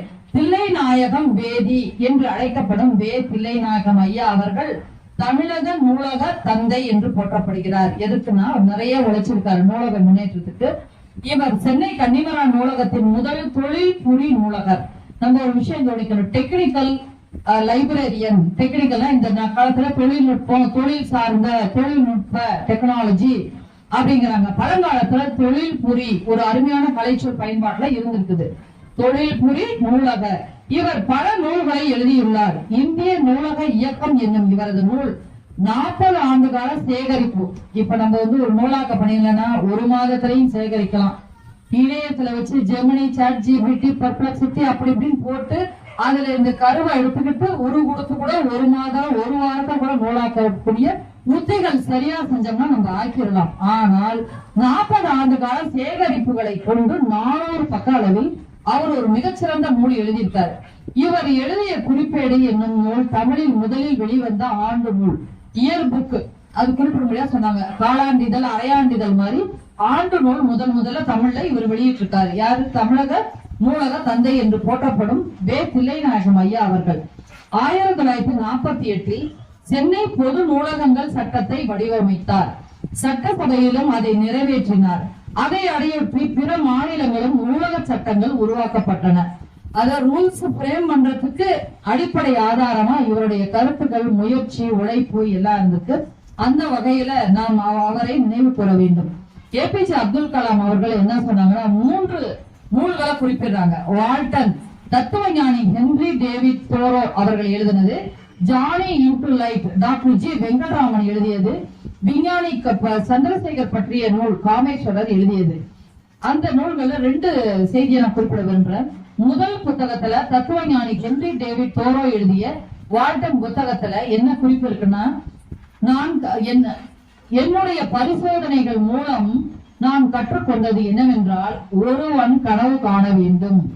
இதை நம்ம சாதாரணமா ஸ்டூடெண்ட்ஸ் சொன்னோம்னா, ஆமா மேடம் நல்லா கனவு காணலாம், காலையில வரைக்கும் கூட கனவு காணலாம், ஜோக்கா தான் சொல்லுவாங்க. அவங்களுடைய வயசு, சிறகடிச்சு பயக்கிற வயசு, இளம் ரத்தம் எல்லாம் அதெல்லாம் கடந்துதான் நம்ம வந்திருப்போம். அதையும் நம்ம கட்டுப்படுத்த முடியாது. பேசுறதுக்கும் அவங்க பேசிட்டு, ஏன்னா எங்க மாணவர்கள் 2-3 பேர் உட்கார்ந்து இருக்காங்க, மிகச்சிறந்த எழுத்தாளர்கள், கவிஞர்கள் இருக்காங்க. அவங்களும் போய் நாளைக்கு சொல்லுவாங்க. அதனால என்னன்னா, ஒருவன் கனவு காண வேண்டும், அந்த கனவை நனவாக்க முயற்சி செய்ய வேண்டும். அந்த கனவு அவனையும் அறியாமல் நனவாக மாறும். அந்த பாசிட்டிவ் கன்ஸ்ட்ரக்டிவா திங்க் பண்றதுல நல்லதை நினைச்சுக்கிட்டே இருந்தோம்னா, ரோடு போட்டோம்னா கனவு மூலம் நாளைக்கு ரோடு போடலாம்ங்கிறத மாணவர்கள் புரிஞ்சு கொள்ள வேண்டும். இந்த தத்துவம் பல பெரியோர்களுக்கு, இதை யார் அந்த நூலில் இருந்து ஏபிஜே அப்துல் கலாம் அவர்கள் கருத்தை உள்வாங்கி கொண்டு மக்களுக்கு கூறுகிறார்கள். 2வது புத்தகம் டாக்டர் ஜி வெங்கட்ராமன் எழுதிய ஜானி இன்டு லைட் என்பது சர் சி வி ராமனின் வாழ்க்கை சரித்திரத்தை பற்றிய நூல். அந்த புத்தகத்தில் தனது 82ஆம் வயதில் சர் சி வி ராமன் இளைய சமுதாயத்திற்கு அளித்த ஒரு பெரிய அறிவுரை கூறப்பட்டிருக்கிறது. இந்தியர்களாகிய நாம் ஒரு தாழ்வு மனப்பான்மையை நமக்குள் உருவாக்கி விட்டோம். இப்ப இருக்கு, ஒரு சாலை போடுறாங்கன்னு வச்சுங்களேன், ஹைவேஸ்ல நம்ம கார்ல நல்லபடியா போயிட்டு இருப்போம், பஸ்ல எல்லாம் போடுவோம். ஆனாலும் என்னப்பா நம்ம நாட்டுல ரோட போடுறானுங்க, மழை காலத்துல அமுங்கி போயிடுது, இந்த மாதிரி நாமே சொல்லிக்க கூடாதுங்கிறாங்க. ரோடு போட்டிருக்காங்க, அதுல உள்ள தீவிரமா போய் நம்மளுக்கு நாமே நெகட்டிவா பப்ளிசிட்டி பண்றதுங்கிறது வேணாங்கிறாங்க. இந்தியர்களாகிய நாம் ஒரு தாழ்வு மனப்பான்மையை நமக்குள் உருவாக்கி விட்டோம். எல்லாரையும் சொல்லல, ஒரு சிலரை. நமக்கு வேண்டியது இந்த தாழ்வு மனப்பான்மையை ஒழிக்கக்கூடிய திண்மை, உடல் மன தைரியம் வேணுங்கிறாங்க. அதாவது நெகட்டிவ் தாட்ஸை எடுத்துடுங்க, எராடிகேட் யுவர் நெகட்டிவ் தாட்ஸ். தமது தோல்வி மனப்பான்மையை தோல்வி அடைய செய்யணும். துன்பத்துக்கு துன்பம் கொடுங்கிற மாதிரி நெகட்டிவ்க்கு முடியாதான்னா முயற்சி தான் போடணும். ஒருத்தவங்க எனக்கு நெருங்கிய உறவினர் ஒருத்தவங்க ஹாஸ்பிட்டல்ல இருந்து ஒரு பழக்கப்பட்டாரு, தூக்கிட்டு போயிடுங்கன்ட்டாங்க. ஆனா அவங்களுடைய மனைவி முயற்சிங்கிறத கைவிட மாட்டாங்க. என்ன மனைவி நான் தான் கைவிடாம எங்க அழைச்சிட்டு போனோம், 5-6 டாக்டர் கேட்டு அப்படியே அழைச்சிட்டு போய் ஓராண்டு காலம் உயிர் வாழ்ந்தாங்க. அது ஒரு தொடர்புடைய செய்திங்கனால பரிதாபத்தை எதிர்பார்த்ததெல்லாம் நான் சொல்லல. அந்த அனுபவ கருத்துல அதுல நானே இருந்தேன். எப்படி ஒரு நூலாக்கரத்துல அதுல ஒன்றி போற மாதிரி கதாபாத்திரங்கள் நேருஜி அவர்கள் சொன்னாங்களோ, அது மாதிரி இந்த ஒரு தஞ்சையில உள்ள ஒரு மருத்துவமனையில சொன்னாங்க, இவர் பிழைக்க மாட்டார், தூக்கிட்டு போங்க. அந்த முயற்சியை மட்டும் நம்ம whether it is positive or negative விடவே கூடாது. முயற்சி செய்யறதுக்கு வாய்ப்பு இருக்கு. ஏன் இந்த வாய்ப்பு விடணும்? அடுத்தது எங்க போகணும்? தூக்கம் ஆம்புலன்ஸ்ல போய் ஓராண்டு காலம் உயிர் வாழ்ந்தாங்க. அவங்க பேச கேட்டுட்டு வீட்டை மடி போட்டுனா என்ன இருக்கும்? இதெல்லாம் நம்ம கொஞ்சம் யோசிப்பாங்க. இந்தியர்களாகிய நாம் பெருமையான கலாச்சாரத்துக்கு உரியவர்கள். அதனை இகழ்ந்து தாழ்ந்து மனப்பான்மை கொண்டு விட்டோம். நாமளே நெகட்டிவா பேசிக்க கூடாதுன்னு அந்த நூல்ல இருந்து ஏபிஜே அப்துல் கலாம் அவர்கள் உயரிய கருத்தை, நல்ல செறிவான கருத்தை உள்வாங்கி கொண்டாங்க. அடுத்தது தமிழ் பல்கலைக்கழகத்திலேயும் நான் வந்ததுனால என்ன வளர்த்துக்கிட்டது எனக்கு கூட சொல்லுவாங்க. அதாவது ஒரு குளத்துக்குள்ள கிடக்கிற மீன் மாதிரி தன்னை வளர்த்துக்கிறதுக்கு அந்த பார்லிமெண்ட் ஷேப்ல உள்ள பாராளுமன்ற வடிவத்துல கட்டப்பட்ட நூலகம் எங்களுது. அந்த நூலகத்துல தான் ஓய்வு நேரம் டக்கு உடனே போயிடுவார் குறிப்பெடுக்க. பத்திரிகைகள்ல ஐயாவுக்கு அந்த இது என்னுடைய தனி விவர குறிப்புனா குறிப்புல 325 கட்டுரைகள் எழுதியிருக்கேன். மினி பாக்கியா, கலைக்கதிர், அறிக அறிவியல், இந்த மாதிரி ஒரு 7 நூல்கள்ல அம்மா அப்பா பெயர்ல புனை பெயர்ல எல்லாம் எழுதியிருக்கேன். அது பயோடாட்டாவோட தொடர்புடையது இல்ல. இப்ப பொதுவான டெப்லான் தோசைக்கல் இருக்குல்ல, அது எப்படி அறிவியல் ரீதியா என்ன இருக்கு, பொதுமக்களுக்கு எப்படி பயன்படும், நெகட்டிவா என்ன ஆகும், கேன்சர் வரும்னா சொல்றாங்க, அதுக்கு சான்றாதாரம், அதான் ஆய்விதழ்கள் இருந்து எடுப்ப, சயின்ஸ் டைரக்ட் அதுல இருந்து எடுத்து பொறுத்தது எல்லா கருத்தும் எல்லாம் இருக்கும். அதை கோர்வையா கொண்டாந்து ஒரு நல்ல செய்தியை பொதுமக்கள் கொடுக்கறது. இது மாதிரி 325 கட்டுரை எழுதியிருந்தேன். எதனாலன்னா தஞ்சை தமிழ் பல்கலைக்கழகத்துல உயராய்வு மையத்துல நான் பணியாற்றினால என்ன வளர்த்த அந்த பல்கலைக்கழகத்தினையும் நன்றியோட நினைவு பெற விரும்புகிறேன். ஒரு சில கருத்துக்கள் தற்போது நெகட்டிவா இருந்தாலும் எல்லா இடத்துலயும் எல்லாம் இருக்கதான் செய்யும். நம்ம அன்றாட வீட்லயும் பார்த்தோம்னா நல்லதும் இருக்கும் கெட்டதும் இருக்கும், எல்லா வீட்லயும் எல்லாமே இருக்கும். அது மாதிரி நல்ல கருத்தை முன்வைப்பதில் மகிழ்ச்சி அடைகிறேன். 2013 டிசம்பர் கணக்கெடுப்புப்படி 1,58,000 மேல நூல்கள் இருந்தது. இப்ப அந்த நூலகத்தோட பேரு முதுமுனைவர் வ.ஐ. சுப்பிரமணியம் நூலகம். முதல் துணைவேந்தர் ஐயா எங்க கட்டடத்துல போறப்ப அவருடைய படம் இருக்கும். டெய்லி நான் அப்பாவை கும்பிடுறோமோ இல்லையோ அவரை நான் கும்பிட்டுக்குவேன். ஏன்னா எம்ஜிஆர் அவர்கள் 1 சதுரடி 1 ரூபாய் என்ற இதுல வாங்கினாங்க. அது பல பேருக்கு, பல குடும்பத்துக்கு, பல ஆய்வுகளுக்கு, இன்னைக்கு இணையெல்லாம் கடல் கடந்து பல தேசத்திலையும் ஆய்வுகளுக்கு தமிழ் பல்கலைக்கழகம் அடிப்படையா இருக்குது. அது இன்னும் உரிய தருணத்துல நிறைய நூல்கள், இப்ப நாங்க எழுதின ப்ராஜெக்ட் எல்லாம் கூட என்னுடைய ப்ராஜெக்ட் 5 நூலாக்கம் பெறாமல் இருக்கு. இன்னும் 2.5 ஆண்டுகள் இருக்குது எனக்கு ஓய்வு பெறத்துக்கு. நல்ல நிலையில் இருப்போம் நம்பிக்கையில முயற்சியில அது நானே நூலாக்கலான் இருக்கேன். ஏன்னா உழைச்சவங்க ஒருத்தவங்க இருப்பாங்க, பிற்காலத்துல யாராவது அதை என்ன வேணாலும் செய்யலாம். உங்க உழைப்புமே நீங்க திங்க் பண்ணி எழுதிட்டா தெரியாதது இல்ல. அட்வைஸ்ன்னு எடுத்துக்க கூடாது, சஜஷன் ஆலோசனைன்னு கூட எடுத்துக்கலாம். ஒரு சகோதரியா சொல்றேன்னு அது உடனடியா இந்த காப்பி இந்த கருத்து கலவாடல் நிறைய இருக்கும். முதல் பதிவுங்கிறது ரொம்ப முக்கியம் எல்லாத்துலயுமே. அந்த முதல் பதிவை போட்டுடணும் நம்ம. அது மாதிரி தஞ்சை தமிழ் பல்கலைக்கழகத்துல மாட்டு வண்டி ஒண்ணு நிறுத்திருப்பாங்க நூலகத்துல. அதனுடைய சிறப்பு என்னன்னு பாத்தீங்கன்னா 1931ஆம் ஆண்டு திருவாரூர் மாவட்டம் மேலவாசல் கிராமத்தை சேர்ந்த கனகம் பிள்ளை அவரு அதை முன்னெடுத்து செஞ்சு வந்தாரு. அந்த காலத்துல 3000 நூல்கள் இருந்துச்சு. அதாவது நூலகத்துக்கு வர முடியாதவங்க நீங்க வீட்டுல இருக்கிறபடி இருங்க, நாங்க மொபைல் லைப்ரரி வீடு தோறும் வரோம். எப்படி ஆம்புலன்ஸ், இந்த போன் கொரோனா காலத்துல தொலைபேசி பேசுறதுக்குள்ள அப்படியே மொபைல் போன் எல்லாம் இருந்துச்சு. இந்த போன் ஒர்க் ஆகலன்னா கூட யாரு வேணாலும் போய் கூட டெஸ்ட் எடுத்துக்கலாம், எல்லாம் பண்ற. அது மாதிரி 98 கிராமங்களுக்கு அந்த மாட்டு வண்டி பயணம் செஞ்சதான். அந்த அரிய வண்டி தஞ்சை தமிழ் பல்கலைக்கழகத்துல பொக்கிஷமா பாதுகாத்து வச்சிருக்காங்க. உங்களுக்கு வாய்ப்பு கிடைச்சா பாருங்க. இன்னும் நான் சொல்லப்போனா தமிழ் பல்கலைக்கழக நூலகத்துல நிறைய பேர் சிறந்த சொற்பொழிவாளரும் இருக்காங்க. எனக்கு கூப்பிட்டுட்டாங்களே நான் ஒரு ஆர்வத்துலன்னு வச்சுங்களேன். என்னோட சிறந்த கருத்துக்களையும் அவங்க சொன்னா நான் தொகுத்துட்டு தான் வந்தேன். இப்ப எல்லாம் இது ஆங்காங்கே இருக்கிறத தொகுத்துட்டு வந்தேன். அது மாதிரி தமிழ் பல்கலைக்கழக நூலகத்துல நிறைய சிறப்புகள் இருக்கு. பேக்கப் பேப்பர்ஸ் இருக்குல்ல, 10-15 ஆண்டுகளுக்கு உங்களுக்கு ரெஃபரன்ஸ் வேணும்னா மாடியில அதே ஒரு இடம் ஒதுக்கிருக்காங்க. 1 மாத காலத்துக்கு அப்படியே நூல் எப்படி பைண்ட் பண்ணி ஸ்டிச் பண்ணி வச்சிருப்பாங்க, அதை கோத்து வச்சிருப்பாங்க. உடனே இப்ப நீங்க 1930வது வருஷத்துல கூட பார்க்கணும் அப்படின்னு நினைச்சீங்கன்னா அந்த பேக்கப் இடத்துக்கு போய் ஒரு கடிதம் கொடுத்துட்டு உரிய முறையில அனுமதியோட பாத்தீங்கன்னா அந்த கருத்துக்களை நம்ம போட்டுக்கலாம். பெரிய பெரிய அறிஞர்கள் எழுதிய கடிதங்கள் எல்லாம் இருக்கு. சென்னையில ஒரு நூலகத்துல இருக்கு, நம்மளதுலயும் இருக்குது. அது மாதிரி டிஜிட்டல் ஃபார்ம்ல இருக்கு. மைக்ரோ பிக்சர் கேள்விப்பட்டிருக்கீங்களா? ஒரு ஒரு அங்குலத்துல ஒரு நூலே அடைக்கலாம், ஒவ்வொரு பக்கத்தையும். இப்ப இந்த காலத்துல செல்லுல பிடிஎஃப் கை விரல நவுத்துனாலே ஒரு பக்கமா பிறண்டு வருது. இதுக்கெல்லாம் முன்னோடியா இருக்கிறது தஞ்சை தமிழ் பல்கலைக்கழகத்துல மைக்ரோ பிலிம் ஃபார்ம்ல வச்சிருந்தாங்க. அது இருக்கு, நீங்க பார்க்கலாம். அது ஒரு சிறப்பு. அடுத்தது தஞ்சையில சரஸ்வதி மகால் நூலகத்துல நிறைய சிறப்புகள் இருக்கு. 17-18ஆம் நூற்றாண்டை சேர்ந்த தஞ்சையை ஆட்சி புரிந்த 2ஆம் சரபோஜி மன்னர் அவர் காசி யாத்திரை போறப்ப ஒவ்வொரு நூல்கள் கிடைக்கிறதெல்லாம் சேர்த்துக்கிட்டு அந்த காலத்துல பாத்தீங்கன்னா பண்டாரம் அப்படிம்பாங்க. பண்டாரம்னா பல பொருட்கள் நூல்கள் மட்டுமன்றி நிறைய பொருட்களின் சேகரிப்பு வைப்பகம், சேகரித்து வைக்கக்கூடிய இடம். சரஸ்வதிங்கிறது நூலை குறிக்கும். நூல்களை சேகரித்து வைக்கப்பட்ட அகம் இடத்தை சரஸ்வதி பண்டாரம் என்று அக்காலத்தில் வழங்கினார்கள். இதிலிருந்தா சரஸ்வதி மகால் நூலகம்னு இப்ப பெயர் வந்திருக்கு. அதே மாதிரி தமிழ் அந்த என்றென்றும் நூலகம்னு சொல்லியிருக்காங்கல்ல, தமிழ் இணைய நூலகம் நிறைய தமிழ் டிஜிட்டல் ஃபார்ம்ல வந்திருக்கு. அறிவு தேடல் கற்றல் எல்லாம் இணையம் வழி எல்லாமே இணையத்துல வந்துருச்சு. விரல் நுனியில பாத்தீங்கன்னா எல்லாம் வருது. இப்ப ஒரு ஆய்வாளர் வந்து திருக்குறள் வந்து பாடல் எண்ணு மட்டும் தெரியல, குறளோட எண்ணு அப்படின்னா அந்த பாடலை போட்டா எண் வருது, இல்ல குறளோட எண்ண கொடுத்தீங்கன்னா அந்த திருக்குறள் வருது. அந்த அளவுக்கு ஆய்வு எளிமையாயிடுச்சு. அதுக்கு காரணம் என்னன்னா டிஜிட்டல் இணையத்துல வந்ததுனாலதான். அது பிடிஎஃப் புக் வந்து உடனே ஒரு ஆசிரியரை குறிப்பிட்டு அவங்க நூலும் படிக்கிறா எல்லாம் வருது, லிஸ்டா வருது, இ புக்ஸ் வந்துருது. இது மாதிரி அதையும் நம்ம பயன்படுத்திக்கலாம். சில நூல்களை பாத்தீங்கன்னா வீடியோவோட வருது, அசையும் படங்கள், அசையா படங்கள், காணொளிகள். இந்த நூல்கள் எல்லாம் பாத்தீங்கன்னா படங்கள் தான் இருக்கும், வரைபடங்கள். ஆனா சிடி ஃபார்ம்ல வந்துச்சுன்னா என்சைக்ளோபீடியா களஞ்சியத்துல நான் பணியாற்ற அனுபவத்தை வச்சு சொல்றேன். அது வந்து உயிரோட்டம் உள்ள படங்களும் காணொளிகளும் வரதுக்கு இப்ப அதிகமா வாய்ப்பு இருக்கு.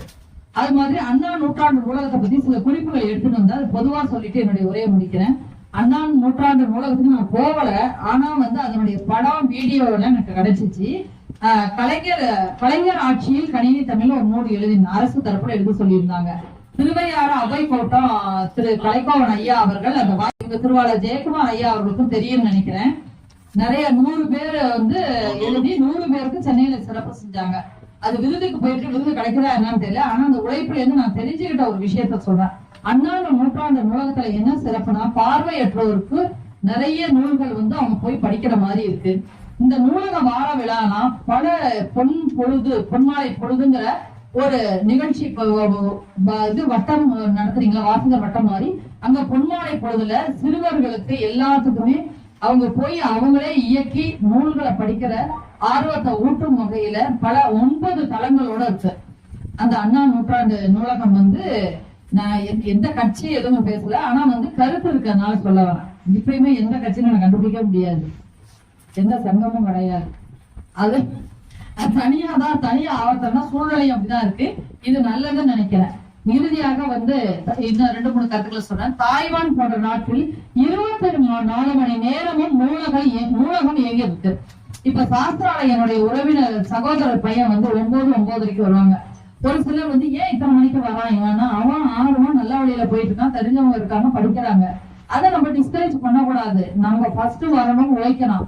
அப்ப அவன் சொல்லுவான் 24 மணி நேரம் இருந்தா கூட நல்லது, இதை எங்கேயாவது நீங்க சொல்லுங்க காணொலின்னா. அது மாதிரி இருந்திருக்கு, இங்க அலோவ் பண்றது இல்ல, ஆனா இருக்குது. இங்கிலாந்து ஆய்வு செஞ்சாங்க. இங்கிலாந்து ஒரு பல்கலைக்கழகத்துல சசெக்ஸ்ங்கிற பல்கலைக்கழகத்துல ஒரு ஆய்வு செஞ்சாங்க. 6 நிமிடம் படிச்சோம்னா புக்க தூக்கம் வந்துடும், அது வேற விஷயம். அதை விட்டுருங்க, வரப்படி வரட்டும். தூங்கினாலும் தூக்கம் முக்கியம். எனக்கெல்லாம் தூக்கம் ரொம்ப பிடிச்சமானது, ஆனா சமயத்துல தூங்க முடியாதுன்னு வச்சுங்க. அப்புறம் தான் நம்ம ரெடி டு ஒர்க்னு வரும். அடுத்த பணி என்னன்னு தேடுவோம். சிலருக்கு வந்து தூங்கி இருந்துச்சோம் பசிக்குமாங்க, பசிக்கிறது ஒரு பக்கம் இருந்தாலும் ஃப்ரெஷ்ஷா இருப்போம், எந்த வேலையை எடுத்து செய்வோம் நம்மளுக்கு தோணும். அது மாதிரி 6 நிமிடம் படித்தால் 68% மன அழுத்தம் குறையும்.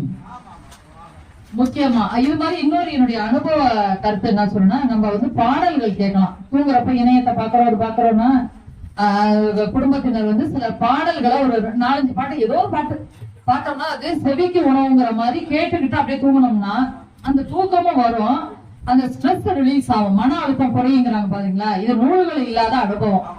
உங்களுக்கு இந்த மாதிரி இருந்தாலும் நீங்களும் இத பகிர்ந்துக்கலாம். அதை வாசிப்பினை மேம்படுத்த என்ன செய்யணும்னா, சிறுவர்கள் காமிக்ஸ் படக்கதையெல்லாம் படிக்கிறாங்கல்ல, அதெல்லாம் நம்ம தடுக்க கூடாது. எல்லாத்துலயும் எல்லா விஷயமும் இருக்கும். அறக்கருத்துக்கள், நீதி கருத்துக்கள், உனக்கு பிடிச்சதை நீ எடுத்து படி, நம்ம என்கரேஜ் பண்ணணும். இது எதுக்குமா காமிக்ஸ படிக்கிற அப்படின்னா, இப்ப கூட எனக்கு பசுமரத்தாணி கூட சின்ன பிள்ளைல காமிக்ஸ் படிச்சது நிறைய இது பக்கத்தோட ஞாபகம். அதுல நிறைய கருத்துக்கள் இருக்கும். நற்கருத்துக்கள் தான் பெரும்பாலும் போடுவாங்க. ஒரு இதிகாச கலை, புராண கதைலாம் கெட்டதை சொல்லி நல்லதை கொண்டு வருவாங்க. காமிக்ஸ்ல எல்லாம் பெரும்பாலும் நல்லதுதான் வரும். அதனால நம்ம மாணவர்கள் குழந்தைகளை அலோவ் பண்ணணும். பள்ளியில் தினம் ஒரு திருக்குறள், அது மாதிரி தலைப்பு செய்தி, இது மாதிரி வாசிச்சுட்டு இருக்காங்க. எங்க பல்கலைக்கழகத்துல பேராசிரியர் கல்வெட்டுத்துறை தலைவர் மேடம் வந்து பவானி அவர்கள் என்ன செஞ்சாங்கன்னா, நூல் திறனாய்வு, இது ஒரு நல்ல கருத்தா இருந்துச்சு. எங்க துறையில ஆரம்பிக்கலாம்னு கூட நினைச்சோம். அதாவது ஸ்டூடெண்ட்ஸ் புக்கு படிக்கிற வாசிக்கிறத நேசிக்க வைக்கிறதுக்கு திறனாய்வு பொறுப்பு. இந்த வாரம் இந்த நூலை ஏதோ ஒரு நூல் எடுத்துக்க, தொடர்புடைய சப்ஜெக்ட் கருத்தை வந்து நீ சொல்லணும்னா அந்த புக்கை அவங்க படிக்க வைக்கிறோம். Indirectly we are initiating that student to read that book. அதை வந்து நம்ம செய்யறோம். அது நல்லது. திறனாய்வு மாணவர்களுக்கு ஒருத்தவங்க செய்யணும், அதை வந்து பகிர்ந்து கொள்ளணுங்கிறத நம்ம ஊக்கப்படுத்தலாம். தூங்க செல்வதற்கு முன் இல்ல பயணத்தின் போது ஒரு புக்க நூலை வச்சுக்குங்க, தேவைப்பட்டா படிக்கலாம். கையிலே வச்சிருந்தோம்னா இருக்கேன்னு கூட பரட்டி பார்ப்போம். ஒரு நூலை வந்து don't judge the book according to the coverவாங்க, but people are judging the book according to the cover also. அந்த அட்டைய பார்த்துட்டு கூட நம்மளுக்கு படிக்க தோணும். அது மாதிரி வந்து நடைமுறையில இருக்கு. எப்போதும் சிறிய நூலையாவது வைத்திருத்து வாசிப்பு பழக்கத்தை நாம் மேம்படுத்த வேண்டும். வாசிப்பை மேம்படுத்த அண்ணா நூற்றாண்டு நூலகத்துல பொன்மாலை பொழுது அப்படிங்கிற ஒரு இருக்கு. இந்த நிறைய குறிப்புகள் இருக்கு. நேரம் கருதி என்னுடைய சிறிய உரையை இத்துடன் முடித்துக் கொள்கிறேன். மிகச்சிறந்த ஆளுமைகள் தஞ்சையிலிருந்து வருகை புரிந்திருக்கிறீர்கள். ஏதாவது பயனுள்ள கருத்துக்கள் 1-2 இருந்திருக்கும்னு நினைக்கிறேன். எல்லாருக்கும் எல்லா விஷயமும் தெரிஞ்சிருந்தாலும் நம்ம பேசுறப்ப அது வந்து பசுமரத்தாணி போல நம்ம மனசுல பதியும். அந்த வகையில பெருமையா கேட்டுட்டு இருந்த எல்லா ஆளுமைகளுக்கும் நன்றி கூற கடமைப்பட்டுள்ளேன். எங்கள் பல்கலைக்கழக மாணவர்களுக்கும் நன்றி கூற கடமைப்பட்டுள்ளேன். பேராசிரியர் ராஜமாணிக்கம் ஐயா அவர்கள் எனக்கு அழைப்பு விடுத்ததுக்கு என் சிறந்தார்ந்த வணக்கத்தையும் நன்றியும் தெரிவித்துக் கொள்கிறேன். நன்றி, வணக்கம். 71வது இலக்கிய அமர்வும் 58வது தேசிய நூலக வார விழாவில் நடத்தியிருக்கிற அழகமால் நகர் கிளை நூலக வாசகர் நிர்வாகிகள் அனைவருக்கும் வாழ்த்துக்கள். மைய நூலகத்தின் சார்பில் 58வது நூலக வார விழா கொண்டாடுறோம். 7 நாள்ல 4 நாள் நிகழ்ச்சி, 3 நாள் போட்டி அப்படிங்கிற நூலக வச்சு கொண்டாடுறோம். அதில் செயல்பட்டு இருக்கிறவங்க எல்லாம் நம்ம தான். இந்த கிளை நூலகத்தில் இயங்குறவங்க, கூட்டுறவு கல்வி நிலையத்தில் இயங்குறவங்க, கலைஞர் தமிழ் சங்கத்தில் இயங்குறவங்க, இவங்க எல்லாம் சேர்ந்து தான் நடத்திட்டு இருக்கோம். ஸோ முதல் நாள் வந்து எம்பி முரசொலியோட நிகழ்ச்சி, அடுத்த நாள் மேயர் நிகழ்ச்சி, துணை மேயரோட நிகழ்ச்சி 3 நடந்துச்சு. அடுத்த 3 நாள் போட்டி நடத்தினோம். போட்டி நடத்தி போட்டிக்கு வந்து 3 போட்டியாக நடத்தணும். பேச்சு போட்டி, ஓவிய போட்டி, மொழித்திறனாளிகள் நம்ம சாதாரண தமிழ்ல பஸ் ஸ்டாண்டுன்னு சொன்னா அது கரெக்டான தமிழ்ல எழுதணுங்கிற மாதிரி. அதுல 15 பள்ளியிலிருந்து 80 மாணவர்கள் கலந்துருக்காங்க. அது பெரிய டாஸ்கா போயிடுச்சது. ஸோ நாளைக்கு வந்து நூலகத்தோட நிறைவு விழா, நூலக வார விழாவோட நிறைவு விழா. எம்எல்ஏ வராங்க, சிறப்பாக நடக்கும்னு நினைக்கிறோம். நீங்க எல்லாரும் வரணும். இந்த நூலகத்துல இந்த வார விழா பத்தி ஒரு செய்தி சொல்லணும். எம்பி அவர்கள் ஃபண்டில் கட்டப்பட்ட புது பில்டிங் அது, அதுலதான் இந்த நிகழ்ச்சி நடத்தணும், திட்டமிட்டோம். அது முதல் நாள் போய் கேட்கும்போது நாங்கள் போட்டி தேர்வு படிச்சுட்டு இருந்த மாணவர்கள்லாம் கொஞ்சம் தகராறு பண்ணாங்க. இது வந்து படிக்கிற இடம், கூட்டு நடத்துகிற இடம் இல்லை அப்படிங்கிற மாதிரி தகராறு பண்ணி கொஞ்சம் அப்படி ஒரு சின்ன தளதளப்பு ஏற்பட்டுச்சு. அப்படிலாம் பேசினாங்க. அந்த சிச்சுவேஷனை அந்த சூழ்நிலையை ரொம்ப அற்புதமா 2 பேரும் கையாண்டாங்க. மாணவர்கள்ட்ட அருமையா பேசி கன்வின்ஸ் பண்ணி, இதெல்லாம் உங்களுக்காக தான் செய்யறோம், எம்எல்ஏ எம்பி வர்றதெல்லாம் யாருக்காக இல்லை, உங்களுக்காக தான் செய்யறோம். எம்பி வந்து நிறைய போட்டித் தேர்வுக்கெல்லாம் நிறைய புத்தகங்கள் வாங்கி கொடுக்குறாங்க அப்படிங்கிற மாதிரி அவங்க கன்வின்ஸ் பண்ணி அதை ரொம்ப அற்புதமா எந்த விதமான சலசலப்பையும் இல்லாம அடக்காத 2 பேர், தனபாலகிருஷ்ணனும் நம்ம பேராசிரியர் ராஜமாணிக்கமும், அவங்க 2 பேருக்கு நிச்சயமா இந்த பதிவு பண்ணி நினைச்சது. ஸோ அதனால நாளைக்கு நிகழ்ச்சிக்கு நீங்க எல்லாரும் வரணும். எம்பி எம்எல்ஏ மாணவர்கள் பரிசளிப்பு நிகழ்ச்சி இருக்கு. ஸோ எல்லாரும் வரணும், கூட்டு.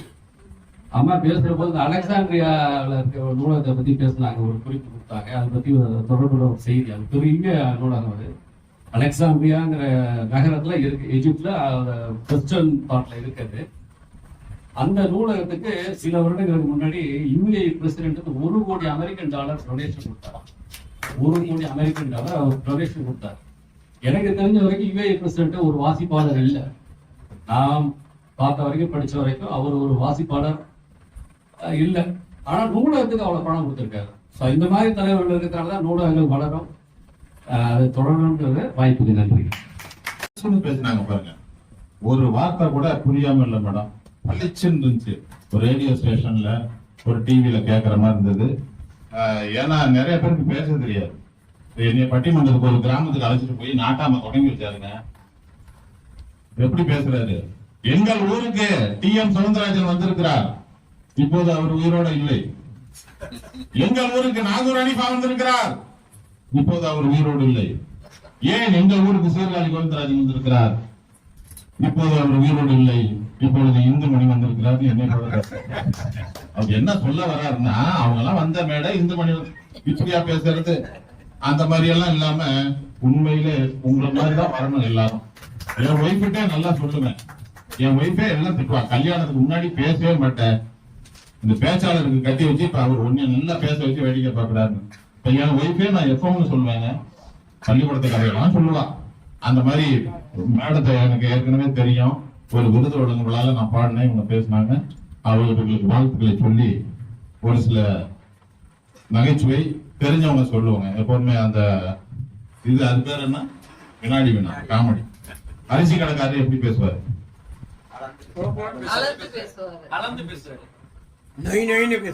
யார் சொன்னது? நீங்க. அரிசி கடைக்காரர் நொய் நொயின்னு பேசுவார். அதாவது முதலமைச்சர் ஸ்டாலினோ முன்னாள் முதலமைச்சர் ஜெயலலிதாவோ கையெழுத்து போடும்போது நல்லா கவனிச்சு பாத்தீங்கன்னா தெரியும், இந்த விரலை பயன்படுத்த மாட்டாங்க. ஏன்? அவசரப்பட்டியா? ஏன்னா இது ஏன் வரல, கொஞ்சம் கேப் கொடுங்க, அப்பதான் சிரிக்கிறது. அதாவது நீதிபதி கேட்கிறாரு, டேய் எவ்வளவு தைரியம் இருந்தா 100 போலீஸ் அதிரடிப்படை எல்லாத்தையும் தாண்டி ஏறி குதிச்சு அந்த பேங்க்ல பட்ட பகல்ல 100 கோடி கொள்ளையடிப்பேன். யசமா என்ன ரொம்ப பாராட்டுறீங்க, எனக்கு கூச்சமா இருக்குன்னா அவர் என்ன சொல்றாரு? இன்னொரு நீதிபதி கேட்டிருக்காரு, சாமி தலையில இருக்க கிரீடத்தை ஏன் திருடுன? வேண்டுதல் தான் சாமி. என்ன சாமிக்கு மொட்டை போறேன்னு வேண்டிட்டேன். இந்த மாதிரி எல்லாம் இருக்கிற ஆளுகளை வச்சுக்கிட்டு நம்ம என்ன பண்றது? ஒரு ஆடிட்டர் எக்ஸாமுக்கு இன்டர்வியூக்கு ஆள் எடுக்கிறாங்க. ஒரு அரங்கத்துல இந்த மாதிரி எல்லா ஆடிட்டர்ஸ் வந்தவங்க உட்கார்ந்துருக்காங்க. அவர் என்ன பண்றாரு, ஒரு கணக்கு சொல்றாரு. ஒருத்தனுக்கு ஒரு மாசத்துக்கு 1,10,000 ரூபாய் வருமானம் வருது. வருஷம் முடிவுல அவன் எவ்வளவு வருமான வரி கட்டணும்? உடனே லேப்டாப் எடுக்கிறாங்க, கால்குலேட்டர் எடுக்கிறாங்க, கணக்க போடுறாங்க. ஒரு ஆள் மட்டும் சும்மா உட்கார்ந்துருக்காரு என்ன மாதிரி. அவர் என்ன சொன்னாரு, ஏன்பா உனக்கு கேள்வி புரியலையா, இந்த வேலை பிடிக்கலையான்னு. அவர் வர சொன்னாரு, அழட்டிக்கவே இல்லையா. எவ்வளவு வர மாதிரி நான் போட்டு தரணும்னா, நீங்க மட்டும்தான் செலக்ட் ஆகி மத்தவங்களா வீட்டுக்கு போங்கட்டாங்க. அதே மாதிரி ஒரு காட்டு வழியா 4 பேர் போயிருக்காங்க. அந்த 4 பேரையும் அந்த சிங்கம் ஒண்ணுமே பண்ணல. ஏன் சொல்லுங்க? அந்த 4 பேரும் சிங்கம் ஒண்ணும் பண்ணலையா? யாருக்கும் தெரியாதா? அந்த 4 பேரும் லயன்ஸ் கிளப் மெம்பர். அதே மாதிரி ஒரு நர்ஸ் ஒடியாந்து இருக்காங்க. டாக்டர் ஒரு தப்பு நடந்து போச்சு. என்ன? 10ஆம் நம்பர் பேஷண்ட்டுக்கு பண்ண வேண்டிய ஆபரேஷனை நீங்க 20ஆம் நம்பர் பேஷண்ட்டுக்கு பண்ணிட்டீங்க. அவர் அழட்டிக்கவே இல்லையா. 20ஆம் நம்பர் பேஷண்ட தூக்கி 10ஆம் நம்பர்ல போடுங்க. அவரு இந்த நம்பர்ல தான் குறியா இருக்காரு தவிர. அதே மாதிரி இன்னொருத்தர் சொல்லியிருக்காரு, தம்பி நாய் கடிச்சிருச்சுன்னு வருத்தப்படாத. நாய் கடிச்ச இடத்த ஏங்க நாய் கொண்டு அவரை பாக்குறீங்க? நாய் கடிச்ச இடத்த நல்லா பினாயில் போட்டு கழுவி விடுங்க. அவன் ஈரோடு பஸ் ஸ்டாண்டே கழுவி விட்டுட்டு இருந்தான். நாய் கடிச்ச இடம்னா அவன் உடம்புலடான்ட்டு. அந்த அதே மாதிரி இந்த மாதிரி அறிஞர் சபையில் அமெரிக்கால ஐஸ்கிரீம் என்ன பண்ணுவாங்களாம், கடற்கரையில ஐஸ்கிரீம் சாப்பிட்டுட்டு கப்பை போட்டு போடுவாங்களாம். இப்ப நம்ம டீ கப்பை போட்டு போற மாதிரி. அது ஒரு பெரிய பிரச்சனையாவே இருந்திருக்கு. ஒரு ஞாயிற்றுக்கிழமைன்னா பயங்கரமா அங்க லேபரர்ஸ் எல்லாம் அது வந்து சுத்தம் பண்ண வேண்டியா இருக்கான். மீட்டிங்கே போட்டாங்க, என்ன பண்ணலாம். ஒருத்தர் எந்திரிச்சிருக்காரு, மாதிரி ஐஸ்கிரீம் விற்கிறத நிறுத்திடுவாரு. அதுக்கு ஐஸ்கிரீம் வியாபாரி எல்லாம் ஸ்ட்ரைக் பண்ணுவாங்க, சரியா வராதுன்னு இருக்காரு.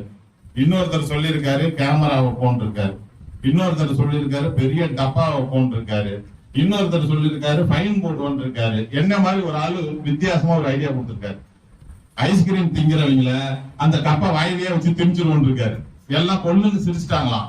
ஆனால் யோசிச்சு ஏன் அப்படி பண்ணக்கூடாதுன்ட்டு அந்த கோன் ஐஸ் இருக்குல்ல, அந்த கப்போட சேர்த்து சாப்பிட்றோமா, அப்ப அங்க அதான் அப்ப தயாரிச்சாங்களாம். அந்த மாதிரி என்ன மாதிரி தெனாலிராமன் சபையில இருக்க மாதிரி அந்த நகைச்சுவையாளர் சொல்லுகிற கருத்தையும் அங்க ஏத்துக்கிட்டு நடைமுறைப்படுத்தினாங்களாம். ஒருத்தர் என்ன பண்ணுவாரு, எங்க போனாலும் துண்டு போட்டுருவாருங்க. பஸ்ல போனா ஒரு துண்டு போட்டுட்டு போயிடுவாரு, ட்ரெயின்ல போனா துண்டு, பிளைட்ல போயிருக்காரு, அங்க போய் பிளைட் வந்தோடனே ஜன்னல் வழியா துண்டை போட்டிருக்காரு. ஒரு நாள் கல்யாணம், அவருக்கு மணமகன் உட்கார்ற இடத்துல துண்டை போட்டுட்டு போயிட்டாராம். ஏன்னா வேற எவ்வளவு உட்காந்துருவாங்க. இந்த மாதிரி நிறைய இருக்கு. ஒரே ஒரு கேள்வி கேட்கிறேன், அதை பதில் சொல்லுங்க. எல்லாருக்கும் தெரிஞ்சதுதான், இருந்தாலும் ஒரு ஞாபகப்படுத்துறேன். ஒரு பாலம், ரொம்ப குறுகிய பாலம். ஒரு லாரிக்காரன் தான் போலாம், ஒரு வேன்காரன் தான் போலாம். யாரோ ஒருத்தர் தான் போலாம், இல்லைன்னா மோதிக்குவாங்க. ஆனா 2 பேரும் சரியா போயிட்டாங்க, மோதிக்கல. ஏன்?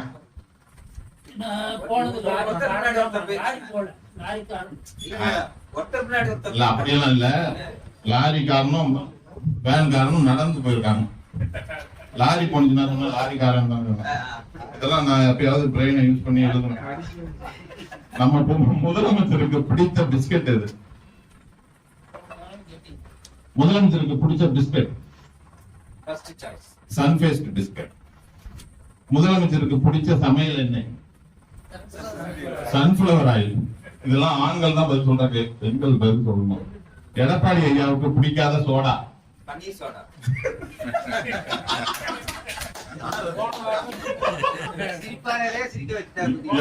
எடப்பாடி ஐயாவுக்கு பிடிக்காத masala paneer butter masala. Very good. Edappadi ஐயாவுக்கு பிடிக்காத பட்டாசு. கடைசி இது அவ்வளவுதான், ஜோக்கு தானே. கடைசியா சொல்லுங்க, தீபாவளி அன்னைக்கு நான் யோசிச்சேன். எடப்பாடி ஐயாவுக்கு பிடிக்காத பட்டாசு செங்கோட்டை பட்டாசு. கடைசியா இதோட முடிச்சுக்கிறேன். கடைசியா ஒரே ஒரு கேள்வி, இதுக்கு பதில் சொல்லிட்டா நிச்சயம் பரிசு உண்டு. ஏற்கனவே ஒண்ணு சொல்லியிருக்கேன், முத்தான முத்தல்லவோ அந்த குழந்தைக்கு முத்தம் கொடுக்குற மியூசிக் கொடுத்தது யாருன்னு கேட்டேன். அதை கண்டுபிடிச்சு சொன்னீங்கன்னா பரிசு. இது 2வது பரிசு, முக்கியமான பரிசு, நீங்க ரொம்ப கவனிக்கணும். அழகம்மாள் நகரில் அவர்கள் வசிப்பவர்களுக்கு பிடித்தது football, volleyball, basket ball. Dhanapal. கரெக்டா சொன்னீங்க. எல்லாருக்கும் பரிசு. இந்த பிஸ்கட், டீ வருது, சாப்பிட்டு சந்தோஷமா இருக்கு. நன்றி நன்றி நன்றி, வணக்கம். அனைவருக்கும் என்னுடைய பணிவான வணக்கங்கள். அறிவை தேடி ஓடுங்கள், நாளைய வரலாறு உங்கள் நிலையை தேடி ஓடி வரும் அம்பேத்கர் சொல்லுவாங்க. அறிவு எங்க இருக்குன்னா இந்த நூலகங்கள்ல தான் இருக்கு. நம்ம தமிழின் சிறப்பு அப்படிங்கிற தலைப்புல பேச வந்திருக்கேன். வரும்போதுதான் முடிவு பண்ண என்ன தலைப்புல பேசுறது, எப்படி பேசுன்னு தெரியல. சரி, போற பொருளை கூட முடிவு பண்ணிக்கலான்னு இங்க வந்தோடனே சரி தமிழ் தானே பேசலாம், தமிழின் சிறப்புன்னு தலைப்பு கொடுத்துடலான்னு தமிழின் சிறப்புங்கிற தலைப்பை தேர்ந்தெடுத்திருக்கேன். தோன்றின் புகழோடு தோன்றுக, அத்திலார் தோன்றலின் தோன்றாமை நன்று என்கிறார் வள்ளுவர். தோன்றும் போதே புகழோடு தோன்றிய மொழி தமிழ். தமிழ் இன்றும் இளமையோடும் புது பொலிவுடனும் இருக்கின்றது என்று சொன்னால் அதற்கு காரணம் இலக்கியங்களும் அறிவியலின் வளர்ச்சியும் தான். இப்ப நம்ம தமிழ் மொழிக்கு ஒரு தனிச்சிறப்பு இருக்கு. எந்த மொழிக்கும் ஒரு தனிச்சிறப்பு. இப்ப உதாரணத்துக்கு ராமன் கொன்றான் ராவணனை, இந்த வார்த்தைய நீங்க எப்படி வார்த்தையில மாத்தி மாத்தி போட்டாலும் ஒரே பொருளை தான் தரும். அதே மாதிரி தமிழ் மொழி தவிர ஏனைய மொழிகள் அனைத்தும் கால வெள்ளத்தில் கரைந்தும் சிதைந்தும் மாறுபட்டும் காணப்படுகின்றன. ஆனால் தமிழ் மொழி ஒன்று மட்டுமே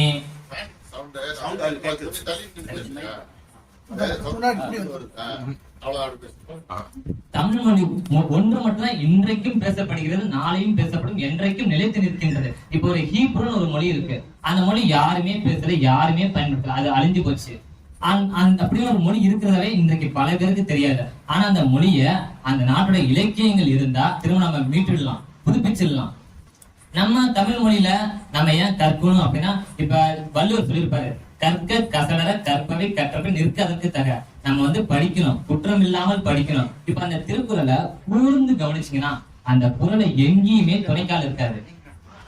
நம்ம படிச்சிட்டோம்னா நமக்கு யார் துணையுமே தேவையில்லை, நம்மளால சொந்த கால நிக்க முடியும். நம்ம கஷ்டப்பட்டு உழைச்சோம்னா, உண்மையா உழைச்சா உயர்வு தானே தேடி வரும். நம்ம பார்த்திபன் எல்லாருக்கும் தெரியும், சினிமா துறையில பார்த்திபன் அவரு கிறுக்கல்கள் அப்படின்னு ஒரு புத்தகம் எழுதியிருக்காரு.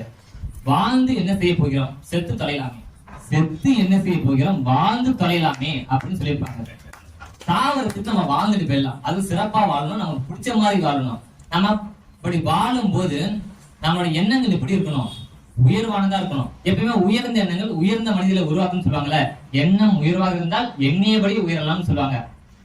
இப்ப நம்ம எண்ணங்கள் உயர்வாயிடுச்சு, நம்ம நூலகத்துக்கு போனோம்னா நிறைய புத்தகங்கள் இருக்கும். நம்ம புத்தகங்களை ஏன் படிக்கிறோம், சில பேர்லாம் புத்தகங்கள் எடுத்தாவே புத்தகத்தை எடுத்தாலும் தூக்கம் வருது. அப்ப நம்ம குழந்தைங்க சொல்ல நம்ம கேட்டிருப்போம், தூக்கம் வருவதற்கல்ல விழிப்புணர்வை பெறுவதற்காகத்தான் புத்தகங்கள் இருக்கின்றன. நானே ஒரு சின்ன கவிதை எழுதினா, மாத்திரைகள் மெத்தைகள் தேவையில்லை, புத்தகங்களே போதும் தூக்கம் வர. புத்தகங்கள் எடுத்தோன்னே நமக்கு தூக்கம் வந்துடும். அதனால ஆனா அந்த புத்தகங்களை நம்ம படிக்கும் போது, அதுக்குள்ள இருக்க கருத்துக்கள் நம்ம கேட்கும் போது, வாசிக்கும் போது, நேசிக்கும் போது, சுவாசிக்கும் போது நமக்குள்ள ஒரு மாற்றம் ஏற்படும், ஒரு புரட்சி ஏற்படும். அது மற்றவருக்கு பயன்பட வேண்டும், அந்த வகையில் நம்ம படைக்க வேண்டும், படிக்க வேண்டும். மேக்சிமம் நம்ம வரலாற்றை படித்தால் தான் படைக்க முடியும். நம்ம நூலகங்களை படிச்சுட்டே இருக்கோம், நமக்கு ஒரு நாள் தோணும் சரி நம்மளும் எழுதலாமே அப்படின்னு தோணும். அப்ப நம்மளும் எழுதணும், நம்மளாலையும் எழுத முடியும். அப்படி எழுதுறது நம்ம சின்ன கவிதை, ஒரு கவிதையில தொடங்கி கதை, நாவல் அப்படின்னு நீண்ட போக்குல நிறைய கவிதைகளை கிறுக்கலாம். நம்ம கிறுக்க நம்ம கிறுக்கல்கள் கவிதைகளாக மாறும், கவிதைகள் சிறுகதைகளாக மாறும், சிறுகதைகள் நாவலாக மாறும். நம்மளாலையும் படைக்க முடியும். அப்ப நம்ம எப்படி நம்ம படைக்கிறோம்? நம்ம தமிழ் மொழியில கற்கும் போதுதான், தாய்மொழி மூலம் கற்கும் கல்விதான் தரமான கல்வியாக திகழ முடியும். நம்ம கற்றதை சிந்திக்க முடியும், சிந்தித்ததை செயல்படுத்த முடியும். தமிழ் என்றைக்கும் நிலைத்திருக்கும் மொழியாக திகழ்கின்றது. பல எண்ணற்ற கவிஞர்களை உருவாக்குகிறது. அந்த கவிஞர்கள் தமிழுக்கு சிறப்பு செய்கிறார்கள், தமிழ் கவிஞர்களுக்கு சிறப்பு செய்கிறது. நம்முடைய படைப்புகள் மூலம் தமிழ் மொழியை வளர்ப்போம். வெல்க தமிழ். நன்றி. இறைவா போற்றி. உலகெல்லாம் உணர்ந்து மோதற்கு அறியவன் நிலவில்லாவிய நிமலி வேணியன் அழகிச்சோரியன் நம்பலத்து ஆடுவான் மலை சிலம்படி வாழ்த்தி வணங்குவான்.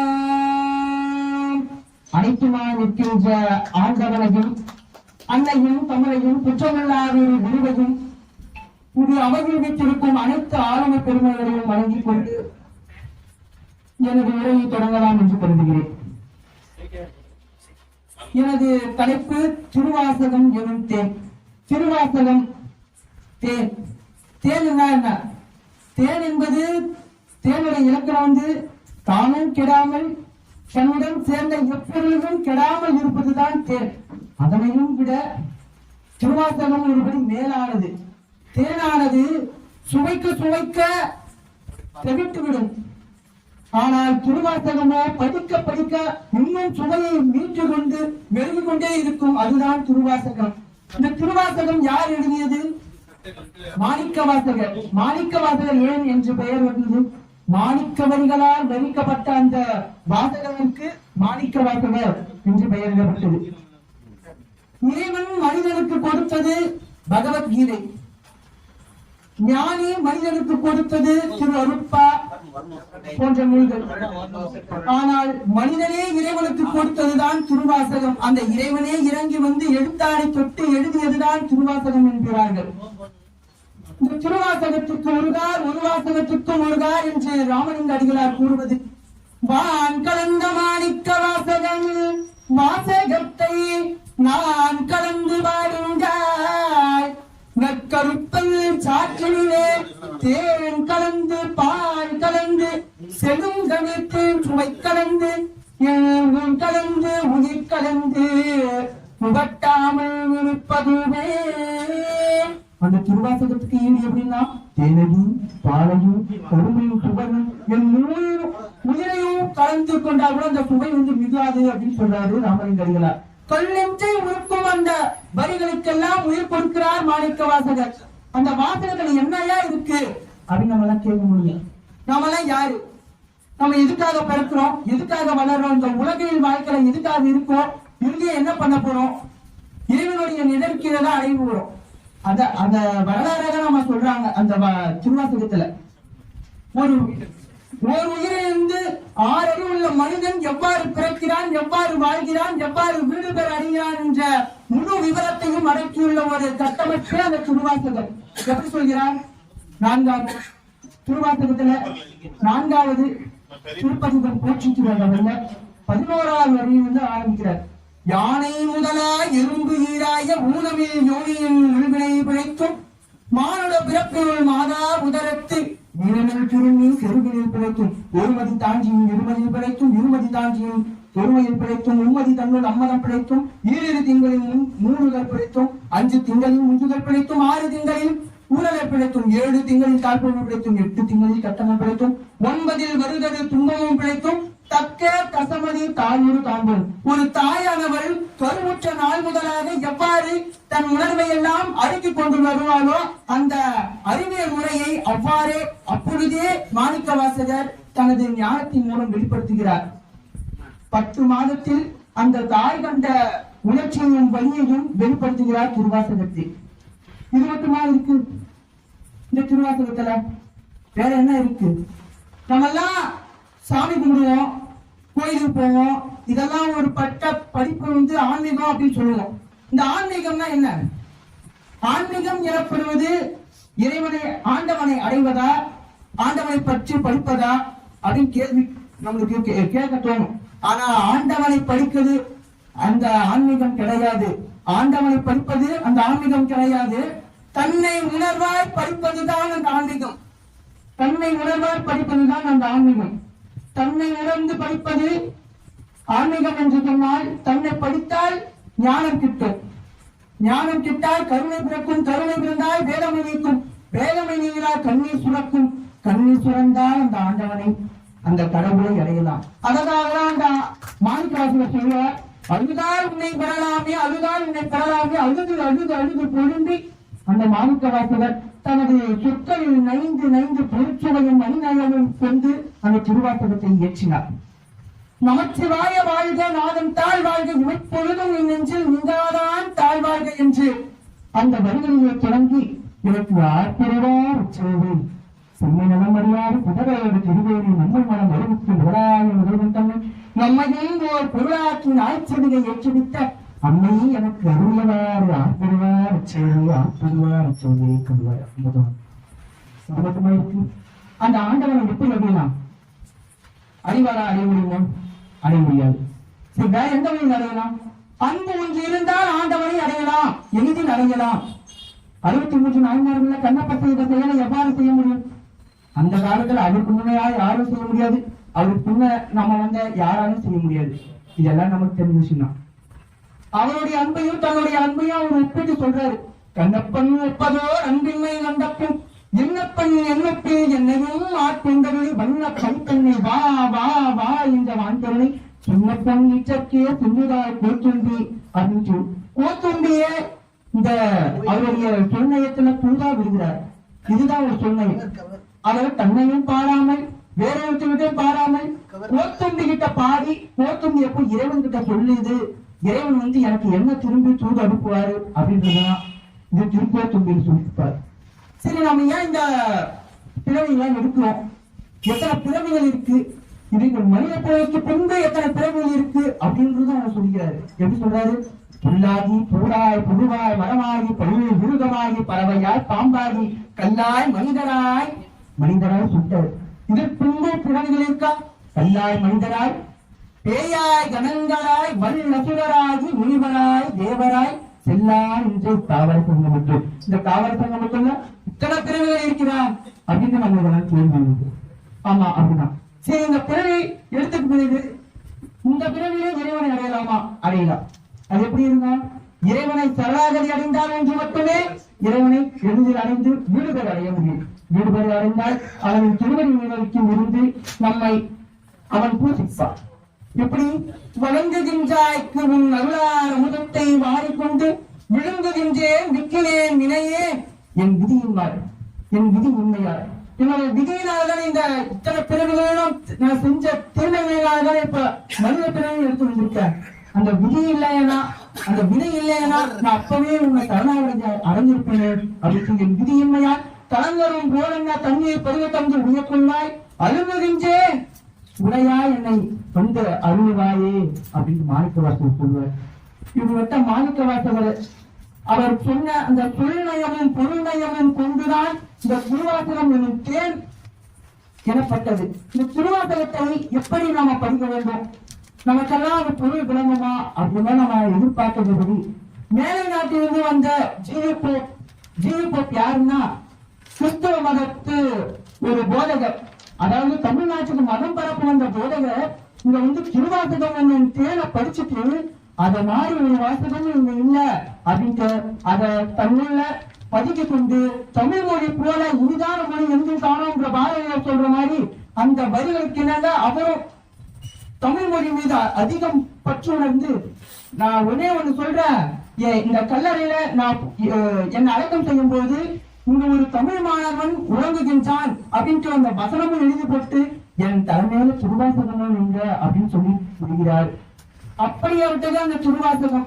அந்த திருவாசகத்துல 51 பதிவுகளும் இந்த இறைவனே எழுதினதாக சொல்லப்பட்டது. இதுதான் திருவாசகம். என கால தாமதம் இன்றி என் உரையை முடித்துக் கொள்கிறேன். நன்றி, வணக்கம். ஒன்றே காதலித்து உள்ளம் வாங்கிட மஞ்சுளாரடியார் அவர் வாழ்த்துகள் நெஞ்சது இன்னும் நிலவின் உலகெல்லாம் செவி எடுத்த அனைத்து நண்பர்களுக்கும் நன்றி. ரொம்ப அருமையாக பேசின பையனுக்கு புத்தகம் தான் ப்ரைஸாக கொடுக்கணும். இருந்தாலும் நான் ஒரு புத்தகத்தை எடுத்துக்கொண்டாந்து கொடுத்து எனக்கு பிடிச்ச புத்தகத்தை கொடுக்கறத விட அவருக்கு பிடிச்ச புத்தகத்தை வாங்கிக்கிட்டோம்னு இந்த சிறிய தொகையை அன்பளிப்பாக கொடுத்துருக்கேன். ரூபாய் 200. நம்ம காலத்துல வாழ்ந்த கூட வரகுண பாண்டியன்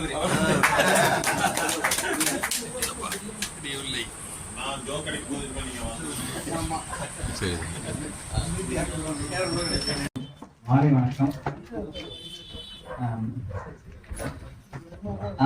பேசி ஒரு அரங்கநாதர் ஐயா அவர்களுடைய குறிப்பு கேட்டு உரையை தொடங்கலாம் அப்படின்னு சொன்னேன். அதற்கானது தகவல்கள் எல்லாம் அம்மாவே சொல்லிட்டாங்க. அது இன்னும் எளிமையாயிடுச்சு எனக்கு. நேரடியாக நம்ம தலைப்பு வந்துடலாம். இருளர் வாழ்வும் வரலாற்று பூர்வீகமும் அப்படின்ற ஒரு புத்தகம். அந்த புத்தகத்தில் இருந்தும் என்னுடைய கலாய்வின் அனுபவங்கள் மூலமாக கிடைக்கப்பட்ட தரவுகளின் அடிப்படையில் இங்க தகவல்களை நான் பரிமாறிக் கொள்கிறேன். இன்னைக்கு நம்ம இருளர்கள் என்ற பழங்குடியினர் பத்தி பேசுவோம். யார் இந்த இருளர்கள் அப்படின்னா, தமிழ்நாட்டுல 2வது மக்கள் தொகை அடிப்படையில் 2வது சதவீதமாக இருக்கக்கூடிய இருளர்கள். இந்த இருளர்கள் நம்ம அறிவியல் பூர்வமாக மனிதன் எங்கு தோன்றினார்களோ, ஏதாவது ஆப்பிரிக்கான்னு சொல்லுவாங்க, அங்க நிசரிடோ என்ற டிரைபிள் வகையை சார்ந்த இனத்தவர்கள் தான் இங்க இருளர்களாக இருக்காங்க. இவங்க அப்படி மொழிபெயர்ந்து அங்க இருந்து புலம்பெயர்ந்து வந்தவர்கள் அப்படின்னு சொல்றாங்க.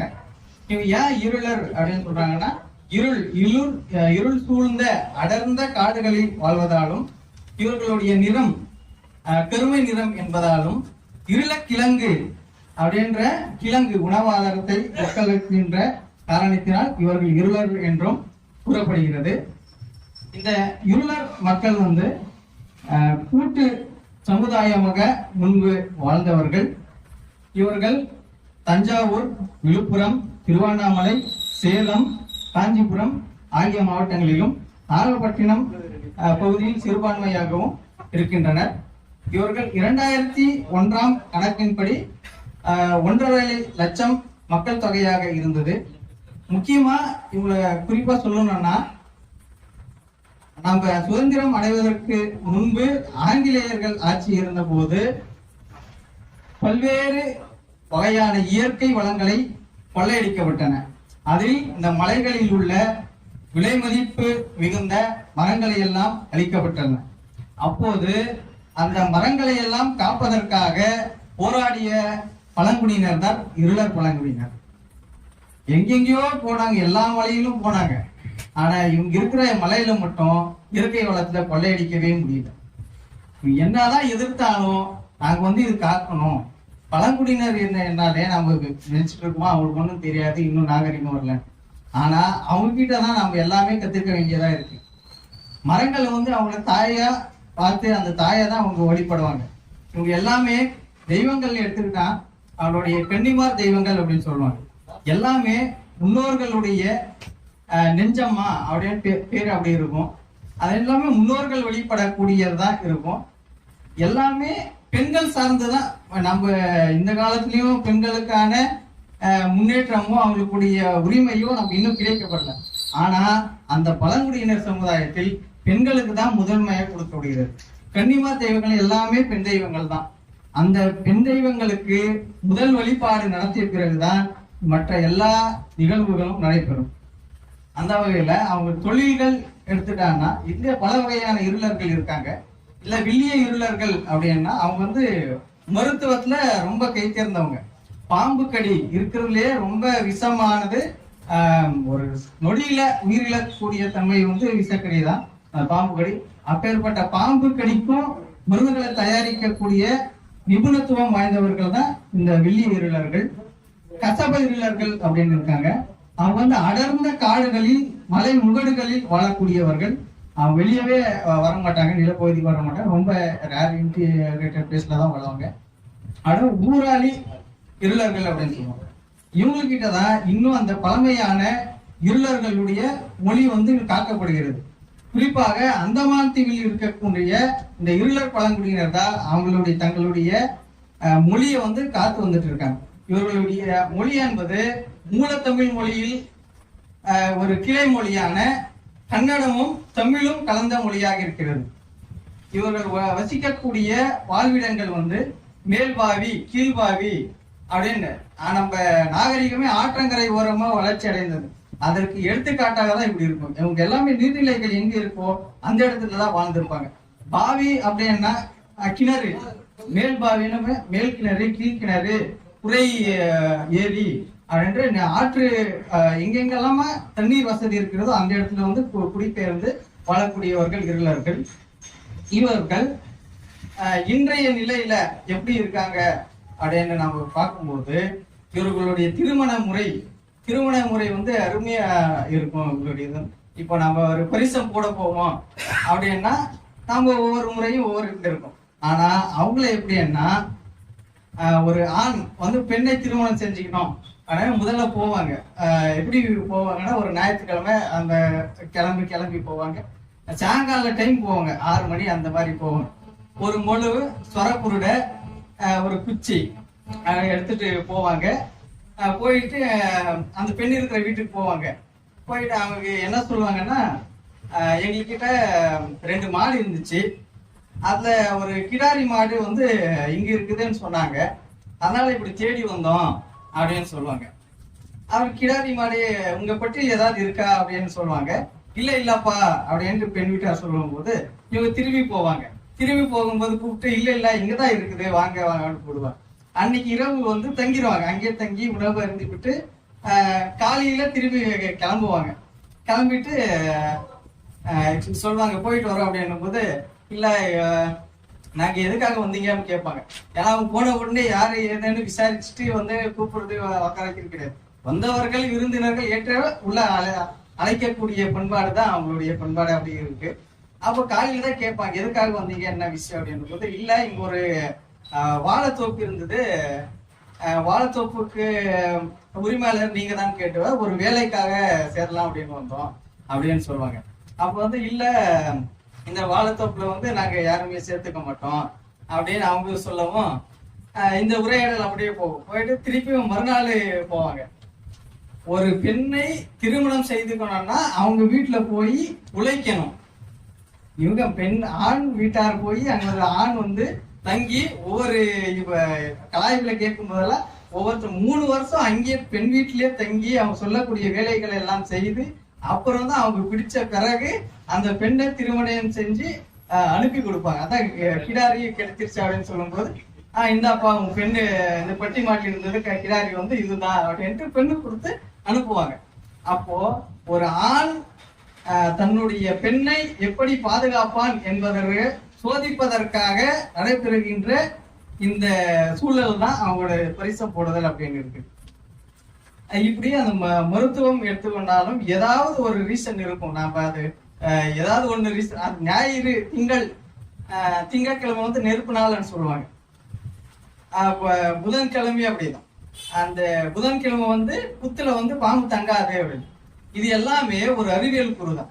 மேம்கெல்லாம் இது அருமையா தெரிந்த சயின்டிபிக்கல் என்னன்னு எப்படி அனுபவம் மேம்க்கு அருமையா சொல்லுவாங்க. அந்த மாதிரி இவங்க எல்லாமே அறிவியல் சார்ந்துதான் இவங்க இயங்கி கொண்டே இருப்பார்கள். ஒரு மூலிகை பறிக்க போறோம், அந்த மூலிகை வந்து எல்லாமே தாவரத்தோட எடுத்துட்டு வர கிடையாது. ஒரு இலை இருந்துச்சுன்னா அந்த சின்ன இலையை தான் கட் பண்ணிடாது, ஏன்னா திருப்பி குளிர் விட்டு வரணும் அப்படின்றதுக்காக அந்த இயற்கை காப்பாற்றக்கூடிய தன்மை வாய்ந்தவர்கள் தான் இருளர்கள். இப்படி வழிபாடு சார்ந்து இயங்கும் போது கூட முதல் ஊருக்கு உச்சந்தலையோட முன்னாடி அங்கதான் இருக்கும் தெய்வம் இருக்கும். அங்க பெண்களுடைய அனுமதி நம்ம ஒரு பொதுவா பேசுறோம்னா ஊர்ல கூட பெண்களுக்கு வந்து அனுமதி கிடையாது, ஆண்கள் தான் முடிவெடுப்பாங்க. ஆனா அப்படி கிடையாது. அவங்களுடைய இதுல வந்து ஆண்களும் இருப்பாங்க பெண்களும் இருப்பாங்க. அது கூடி முடிவெடுத்த பிறகுதான் எல்லா வழிபாடும் நிகழ்வுகளும் நடத்தப்படுகிறது. இப்படி இப்போ அவங்களுடைய நிலைமை எப்படி இருக்கான்னா, ஜாதி சான்றிதழ் அப்படின்ற ஒரு பெரும் பிரச்சனையா இருக்கு.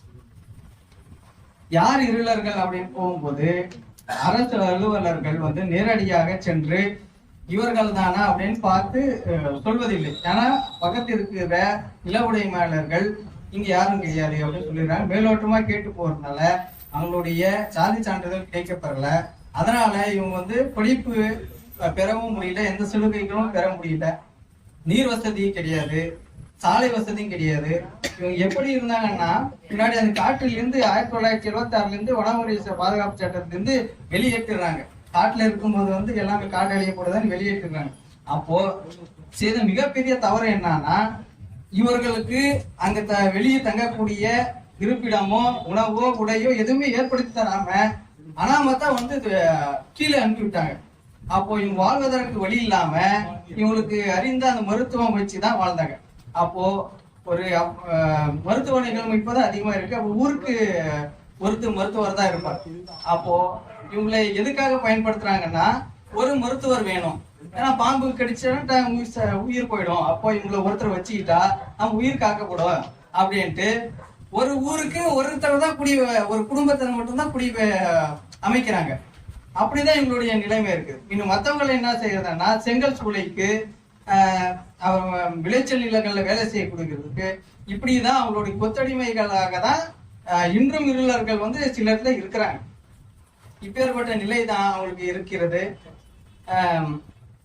இது போன்ற அது சாதி சான்றிதழ் மட்டுமல்லாது கல்வி நிலை, பொருளாதார நிலை, இவையெல்லாம் இன்றும் கிடைக்காத நிலை தான் இருக்கிறது. மீன் பிடிக்கணும்னா 2 ரூபாய் தூண்டில், ஒரு தூண்டில், அந்த தூண்டில் கூட வாங்க முடியாம அவங்க இரும்பாலேயே தாங்களே அடிச்சு அந்த கொக்கியை உருவாக்கி அந்த கொக்கியினாலதான் மீனே பிடிக்கிறாங்க. அந்த ஒகேனக்கல்லாம் இன்னைக்கும் நான் கலாய்க்கு போகும்போது பாக்குறேன், அந்த 2 ரூபாய் தூண்டில் வாங்க முடியல, அவங்களே உருவாக்கி தான் பிடிக்கிறாங்க. இது எப்படியாம பிடிக்க முடியும், மாற்று தான்ப்பா கிடைக்கும், அதை வச்சுதான் செய்ய முடியும் அப்படின்றாங்க. இப்படி நிறைய இருள்கள் பத்தி இருக்குது. சோழிகா அப்படின்ற ஒரு ட்ரைபிளும் பொலியர் பத்தியும் ட்ரைபிள் செஞ்சிருக்கிறேன். மீண்டும் தொடர்ந்து முன்பு பேசியிருந்தேன். இது இருளர்கள் மட்டும் பண்றதுனால இது மட்டும் சொல்லி முடிச்சுக்கிறேன். நன்றி, வணக்கம். தேடி பல காணொளி பார்த்து, திறன் பேசியில் தேடி பல காணொளி பார்த்து பல சின்னஞ்சிறு நேரம் வீணடித்து மனம் வாடி மதிப்பெண் குறைத்து பிறர் வாட பல செயல்கள் செய்து ஆசை கூடி இல்ல பருவம் மறந்து கொடும் கூற்றுக்கு இறையனப்பன் மாயும் பல வேடிக்கை மாணவரை போல நான் வீழ்வேன் என்று நினைத்தீரோ? நூலகம் சென்று புத்தகம் படித்து வித்தகம் படைக்க சத்தியம் எடுத்தோம். எந்தையும் தாயையும் குறைவில்லாத ஒரு குருவையும் அனைத்துமான அன்னை தமிழையும் வணங்கி நம்முடைய நூலக வார விழா நிகழ்வில் சிறப்பு விருந்தினராக கலந்து கொண்ட தமிழ் பல்கலைக்கழக பேராசிரியர் அவர்களுக்கும் இந்த சபைதனில் கற்றறிந்தோர்கள் நிறைந்த சபைதனில் அனைவருக்கும் வணக்கத்தை உரித்தாக்கி மகிழ்கிறேன். இக்கிகை அப்படின்ற ஒரு மேலை நாட்டு நூல் இருக்கு. அந்த நூல் என்ன சொல்லுது அப்படின்னா, நீண்ட நாட்கள் மகிழ்ச்சியாக எப்படி வாழ்வது அப்படின்ற ஒரு கருத்தை மையப்படுத்தி தான் அந்த நூலினுடைய மைய கருத்து நகரும். அதுல வந்து பார்த்தோம்னா ஒரு 4 வட்டத்தை போட்டு வச்சு அந்த 4 வட்டத்தையும் ஒன்றிணையக்கூடிய மையப்புள்ளி தான் நம்ம வாழ்க்கையினுடைய இக்கிகை. அந்த 4 என்னென்ன இருக்கும் அப்படின்னா, நம்மளுக்கு மிகவும் பிடித்த ஒண்ணு, அதனால இந்த சமுதாயத்துக்கு பயன்படக்கூடிய ஒண்ணு, அது மூலியமா உனக்கு வருமானம் வருமா, அது எதிர்காலத்துல எப்படி பயனுள்ளதா இருக்கும் அப்படின்ற அந்த 4 வட்டத்தையும் மையப்படுத்தி இருக்கக்கூடிய ஒரு கருத்து தான் நம் வாழ்க்கையினுடைய இக்கிகை. அந்த இக்கிகையை கண்டுபிடிச்சிட்டோம்னா நம்ம வாழ்க்கை முழுக்க மகிழ்ச்சியா வாழலாம் அப்படின்ற ஒரு தத்துவத்தை அந்த புத்தகம் தரும். ஆனா அவ்வளவு தேடி கண்டுபிடிக்கணுமா அப்படின்னா கிடையாது. எல்லோருக்குமே அந்த வாழ்க்கையினுடைய இக்கிகைன்ற சூட்சமம் அப்படின்றத வெளிப்படையா போட்டு உடைக்கணும் அப்படின்னா வாசிப்பு ஒண்ணுதான் நம்முடைய வாழ்க்கையின் இக்கிகை. அதுதான் நம் வாழ்க்கையினுடைய மகிழ்ச்சியும் கூட. அப்படி இந்த வாசிப்பு அப்படின்றத நம்ம வாழும்போது மட்டும்தான் மகிழ்ச்சியா இருக்க முடியுமா அப்படின்னு கேட்டா கிடையாது. வாழ்ந்து முடித்த பிறகும், நம்ம உடலை விட்டு உயிர் பிறந்த பிறகும் வாசிப்பு இந்த புவியில் நம்மை வாழ வைத்துக் கொண்டேதான் இருக்கும். இதுதான் சொல்லுவாங்க, வாசித்தவர்கள் வரலாற்றில் இன்றும் வாழ்ந்து கொண்டிருக்கிறார்கள், வாசிக்காதவர்கள் கால சுழற்சியில் எங்கோ காணாமல் போனார்கள். ஏன்னா அப்பனுக்கு பாடம் சொன்ன சுப்பையான்னு சொல்லுவோம். முருகன் அவரு வாசிச்சிருக்காரு, அவரு காலகட்டத்துல இருந்த நூல்களை. நம்முடைய தொல்காப்பியர் எழுதும் போது என்மனார் புலவர் அப்படின்னு தான் மேற்கோள் காட்டுறாரு அவரு நூற்பாக்கெல்லாம். அப்ப அவருக்கு முன்னாடி இருந்த நூல்களை அவர் வாசிச்சிருக்காரு. அதே போல அதுக்கு கீழே வந்த மேலை நாட்டு அறிஞர்கள் லெனின் ஒரு ரஷ்ய புரட்சி நடத்தினா அதுக்கு காரணம் அவருடைய வாசிப்பு தான். கார்ல் மார்க்ஸினுடைய மூலதனம் வெளியாகணும், அதற்கு காரணம் அவருடைய வாசிப்பு தான். மகாகவி பாரதியாரை நம்ம எல்லாம் இன்னும் போட்டிட்டு இருக்கோம்னா அதற்கு காரணம் அவருடைய வாசிப்பு தான். அம்பேத்கரை போற்றுவதற்கு காரணம் அவருடைய வாசிப்பு தான். வள்ளுவர் போராட்டுவதும் அவருடைய வாசிப்பு தான். அப்துல் கலாமை நாம் போற்றிக் கொண்டிருப்பதும் வாசிப்பு தான். இந்த நேரத்தில் இத்தனை மூத்த தமிழ் ஆர்வலர்களை கூட்டி இருக்கிறதுக்கான காரணமும் வாசிப்பு தான். இந்த மேடையில் நான் பேசிக் கொண்டிருப்பதற்கு காரணமும் வாசிப்பு தான். அந்த ஒரு வாசிப்பு தான் நம்ம வாழ்க்கையை என்ன நோக்கம் அப்படின்ற ஒரு கருத்தை எடுத்து போய்கிட்டே இருக்கும். அந்த வாசிப்பு எப்பொழுதும் நம்ம உடனே வச்சிருப்போம். அந்த வாசிப்பை நம்ம மேலோட்டமா எப்படி சொல்லுவோம்னா, சத்தமா வாசிக்கணும், மென்மையா வாசிக்கணும், அதாவது மெதுவா வாசிக்கணும்னு சொல்லுவோம். சத்தமா வாசிச்சோம் அப்படின்னா நம்முடைய வாசிப்பினுடைய பேசும்பொழுது உச்சரிப்புகள் தெளிவா வரும். அந்த லகர உச்சரிப்புகள் தெளிவா வர்றதுக்காக சத்தமா வாசிக்கணும் அப்படின்ற ஒரு பொறுமையை சொல்லுவாங்க. அதே மெலோடியா வாசிச்சோம் அப்படின்னா நம்ம அந்த புத்தகத்தில் இருக்கக்கூடிய உள்ளார்ந்த கருத்துக்களை நம்ம ஒரு மனதில நிலைநிறுத்துவதற்காக மெலோடியா வாசிக்கணும்னு சொல்லுவாங்க. இதையே ஆங்கிலத்துல ஸ்கிம்மிங், ஸ்கேனிங் அப்படின்னு ரெண்டா பகுத்து சொல்லுவாங்க. அந்த ஸ்கிம்மிங் அப்படின்றது என்ன அப்படின்னா, ஒரு புத்தகத்தையோ ஒரு கவிதையோ ஒரு நாவலையோ ஒரு சிறுகதையோ எடுத்துட்டு அந்த புத்தகத்தை முழுவதுமாக வாசிச்சு உள்வாங்கக்கூடியதை ஸ்கிம்மிங் அப்படின்ட்டோம். ஸ்கேனிங் அப்படின்றது இப்போ இன்னைக்கு நான் வாசிப்பை பத்தி பேசுறேன் அப்படின்னா காலையில ஒரு 10 புத்தகத்தை எடுத்து அந்த 10 புத்தகத்தை முழுமையா படிக்கல, வாசிப்பு சார்ந்து என்னென்ன கருத்துக்கள் இருக்கு அப்படின்னு எனக்கு தேவையான கருத்துக்களை மட்டும் தேடி எடுப்பது ஸ்கேனிங் அப்படின்னு சொல்லுவாங்க. இப்படி இந்த ஸ்கிம்மிங், ஸ்கேனிங் அப்படின்ற இந்த 2 வகை வாசிப்பையும் நம்ம உணர்ந்து வாசிச்சோம் அப்படின்னாவே நம்மளுடைய வாழ்க்கை ரொம்பவும் மகிழ்ச்சிகரமா இருக்கும். அதை தாண்டி வாசிப்பாளனுக்கு இருக்கக்கூடிய ஒரு மிக முக்கியமான பண்பு என்ன அப்படின்னா, தினமும் அவன் காலையில் எழும்போது ஒரு காலி குவளையை போலதான் இருக்கணும். ஏன்னா நம்ம தினமும் எழுந்திருக்கும் போது எனக்கு ஒன்றும் தெரியாது, நான் இப்பதான் புதுசா கத்துக்கிறதுக்காக இந்த உலகத்துல பிறந்திருக்கேன் அப்படின்ற ஒரு மனப்பான்மையோடு வரும்பொழுதுதான் அவனால நிறைய வாசிப்பு மூலமா அறிவை கருத்துக்களை எடுத்துக்க முடியும். ஒரு நீர் நிறைந்த ஒரு கூடையில மீண்டும் மீண்டும் நீரை ஊத்த அந்த கூடையில நீர் நிக்காது, வெளியவே தான் ஓடிட்டு இருக்கும். அந்த கூடையில நீர் நிக்கணும் அப்படின்னா ஒவ்வொரு முறையும் அந்த கூடையில இருக்கக்கூடிய நீரை கவுத்துட்டு மீண்டும் அந்த கூடையை காலியாக வைக்கும் பொழுதுதான் அந்த கூடையில நீர் நிரம்பும். அதே போலதான் ஒரு வாசிப்பாளனும் தினம் தினம் காலையில விடியும் பொழுதும் நான் இன்னைக்கு நிறைய கத்துக்கிறதுக்காக இந்த நாளை பயன்படுத்திக்க போறேன் அப்படின்ற ஒரு எம்டியான மைண்ட் செட்டோட அந்த நாளை தொடங்கும் பொழுது அவன் வாழ்க்கையில நிறைய கத்துக்க முடியும் அப்படின்ற தகவலையும் தெரிஞ்சுப்போம். அதையும் தாண்டி ஒரு வாசிப்பு என்ன பண்ணும் அப்படின்ற ஒரு இதுக்கு என்னுடைய நான் நிகழ்த்தக்கூடிய ஒரு உதாரணத்தையும் சொல்லலாம். செல்வேந்திரன் அவர்கள் எழுதிய வாசிப்பது எப்படி அப்படின்ற ஒரு நூலை படிச்சதுக்கு அப்புறம் தொடர்ச்சியா நம்முடைய அடக்கமான கற்கொலை நூலக வாசகர் வட்டத்துக்கு வரக்கூடிய காரணமா நம்ம ஏன் இந்த மாதிரி ஒரு வாசகர் வட்டத்தை உருவாக்க கூடாது, நம்முடைய தோழர்கள் சார்ந்த வாசகர் வட்டத்தை உருவாக்க கூடாது அப்படின்ற ஒரு சிந்தனை உருவாகி என்னுடைய நண்பர்கள் எல்லாம் முதுகலை படிச்சோம். இப்ப எல்லாம் வேற வேற மாவட்டத்துல வேற வேற மாநிலங்களுக்கு கூட படிக்க போயிருக்காங்க. அவங்களெல்லாம் ஒன்றிணைக்கும் விதமா வாரம் வாரம் செவ்வாய்க்கிழமை தோழன் தோழி வாசகர் வட்டம் அப்படின்ற ஒரு வாசகர் வட்டத்தை உருவாக்கி இதோட 10வது வாரத்தை கடந்து அந்த வாசகர் வட்டம் நடந்துட்டு இருக்குன்னா அதற்கு அடித்தளமிட்டது, அதற்கு ஒரு விதையாக இருந்தது நம்முடைய அழகமான கற்கொலை நூலகம் தான். ரொம்ப மகிழ்ச்சியான ஒரு செய்தியை தெரிவிச்சுக்கிறேன். இப்படியாக நிறைய வாசிப்பு சார்ந்த செய்திகளை சொல்லிட்டே போலாம். ஆனா கட்டளை கலித்துறையே எழுத்தண்ணி பாடணும் அப்படின்னு சொல்லுவாங்க. அதே போல கற்றறிந்தவர்கள் இருக்கக்கூடிய அவையில வார்த்தையை எண்ணிதான் பேசணும். நன்றி, வணக்கம். அவரும் ஒரு விரும்பிய புத்தகத்தை வாங்கி படிக்குமாறு கேட்டுக்கொள்வேன்.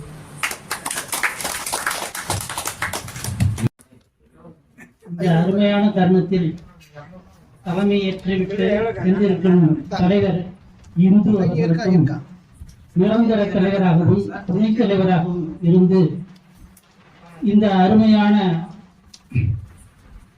இலக்கிய ஆர்வலர்கள் சந்திப்பை தொடர்ந்து நடத்துகின்ற அனைத்து உள்ளங்களுக்கும் என் அன்பார்ந்த வணக்கம். நான் கேட்கத்தான் வந்தேன், பேசுவதற்கு இங்கு தேவை. ஏனென்றால் எல்லோரும் எல்லாமே அறிந்தவர்களாக இருக்கின்ற ஒரு நிறைந்த சபை. நாம் அறிவை பெறுவது எங்கிருந்து என்பது அவசியம். இந்த மாணவர்களே நம்மை விட மிக திறமையாக பேசுகிறார். கடைசியாக அந்த மாணவன் அருமையாக சொல்லிவிட்டு போனார். கட்டளை கல்வித்துறையில் எப்படி எழுத்து எண்ணி பாடுவதோ அதுபோல் ஒரு சபையிலே நாம் எந்த அளவுக்கு பேச வேண்டும் பாட வேண்டும் என்பதை அவர் குறிப்பால் சொல்லிவிட்டு போனார். அதாவது ஒரு இடத்தில் பேசும்போது மற்றவர்களால் எப்பொழுது நிறுத்துவார் என்று விழிப்பதற்கு முன்னாகவே நாம் நிறுத்தி விடுவது நல்லது என்பதால் ஆகவே நான் பேசுவதை குறைத்துக் கொண்டு ஒரே ஒரு சிறிய கவிதை. ஏனென்றால் என்னை அறிமுகப்படுத்தும் போதெல்லாம் மரபு கவிஞர் என்று ஆகாவுகிறார். அதற்காகவே ஒரு சொன்னது. இயற்கையை போற்றுவோம். கோடி வகை உயிரினங்கள் கூடி வாழும் உலகை கொடுத்து நம்மை படைத்து விட்ட கோவிலுக்கோர் வணக்கம். கோடி வகை உயிரினங்கள் கூடி வாழும் உலகை கொடுத்து நம்மை படைத்து விட்ட கோவிலுக்கோர் வணக்கம். ஊடுகதிர் விழிச்சுடரால் உலக மத எழுப்பும் ஓய்வறியா சூரியனின் உயிர் தொடர்க்கும் வணக்கம். காடு வெளி காற்றசைவில் கானமழை இசைக்கும் காட்சி மிகு கடல் பரப்பே கார்முகிலே வணக்கம். கூடி பல அடுக்குகளாய் கோல் புவியை காத்து பொழுந்துவிட்டு உயிர் வளர கொடுத்தவர்க்கோர் வணக்கம். வயல் பரப்பை வாழ வைக்கும் வான்பரப்பும் தெய்வம். வண்ணமிகு வெள் இமயம் வேங்கடமும் தெய்வம். கயல் விரிப்பை காத்து நிற்கும் கடல் பரப்பும் தெய்வம். கார்மேகம் உருமாறும் காவிரியின் தெய்வம். உயர் சிகரம் தலை தாங்கும் உச்சிமலை தெய்வம். ஓடி வந்து விழுநீரின் ஓசையிலும் தெய்வம். செயல் புரியும் மாந்தருக்கு செகமெல்லாம் தெய்வம். சேர்ந்து வினை ஆற்றுகையில் சிரம் காட்டும் தெய்வம். ஆடுகளம் பூமி. ஆடுகளம் பூமி இதை அனுசரித்து வாழ்ந்தால் ஆபத்து இல்லாத ஆட்டமாகும் வாழ்க்கை. ஆடுகளம் பூமி இதை அனுசரித்து வாழ்ந்தால் ஆபத்து இல்லாத ஆட்டமாகும் வாழ்க்கை. கூடுதுறை புவியரங்கம். கூடுதுறை புவியரங்கம் கொள் வளத்தை காத்தால் கூடி வரும் நாட்களிலே குழந்தைகளும் வாழும். கூடுதுறை புவியரங்கம் இந்த கோள் வளத்தை காத்தால் கூடி வரும் நாட்களிலே குழந்தைகளும் வாழும். ஊடுகளை பயிர் மேயும் உயிர் குடிக்கும் ஆசை. ஊடுகளை பயிர் மேயும் உயிர் குடிக்கும் ஆசை. ஊர் விழுங்கும் பேர் விலைக்கு ஒடுக்க வைப்போம் பூசை. நாடு வளம் என்பதெல்லாம் நன்மக்கள் வளமே. நாடு வளம் என்பதெல்லாம் நன்மக்கள் வளமே. நாம் அவரை போற்றி வர நாடு உயர் நிலைமை. வெட்ட வெட்ட தாங்கி நிற்கும் வெள்ளை மன மஞ்சம். வெட்ட வெட்ட தாங்கி நிற்கும் வெள்ளை மன மஞ்சம். வேண்டியதை தந்து காக்கும் தாய்மை கொண்ட நெஞ்சம். முட்டி மோதும் விதைகளையும் உழைக்க வைத்து பேசும் இந்த பூமி. முட்டி மோதும் விதைகளையும் உழைக்க வைத்து பேசும். மூச்சு விட வேர்களுக்கும் காற்றும் அங்கே வீசும். நட்டு வைத்த செடிகளையும் நன்றனவே ஆக்கும். நல்ல நிழல் மரங்களுமே நட்பு கொண்டு பூக்கும். தொட்டவரை துளங்க வைக்கும் தூய அன்னை பூமி. தொழுவதற்கு அதுதானே என்றும் ஏற்ற சாமி. தொட்டவரை துளங்க வைக்கும் தூய அன்னை பூமி. தொழுவதற்கு அதுதானே என்றும் ஏற்ற சாமி. நன்றி வணக்கம். தலைமையேற்று பேசி சென்றிருக்கின்ற அந்த தலைமைக்கும் அமர்வில் கலந்து சிறப்பித்துக் கொண்டிருக்கின்ற அத்துணை நாள் உள்ளங்களுக்கு எனது அன்பான வணக்கத்தை தெரிவிக்கிறேன். நேரம் கடந்து விட்டது. என்ன பேசுறதுன்னு தெரியல. பேச வேண்டிய சரக்கு நிறைய வச்சிருக்கேன்.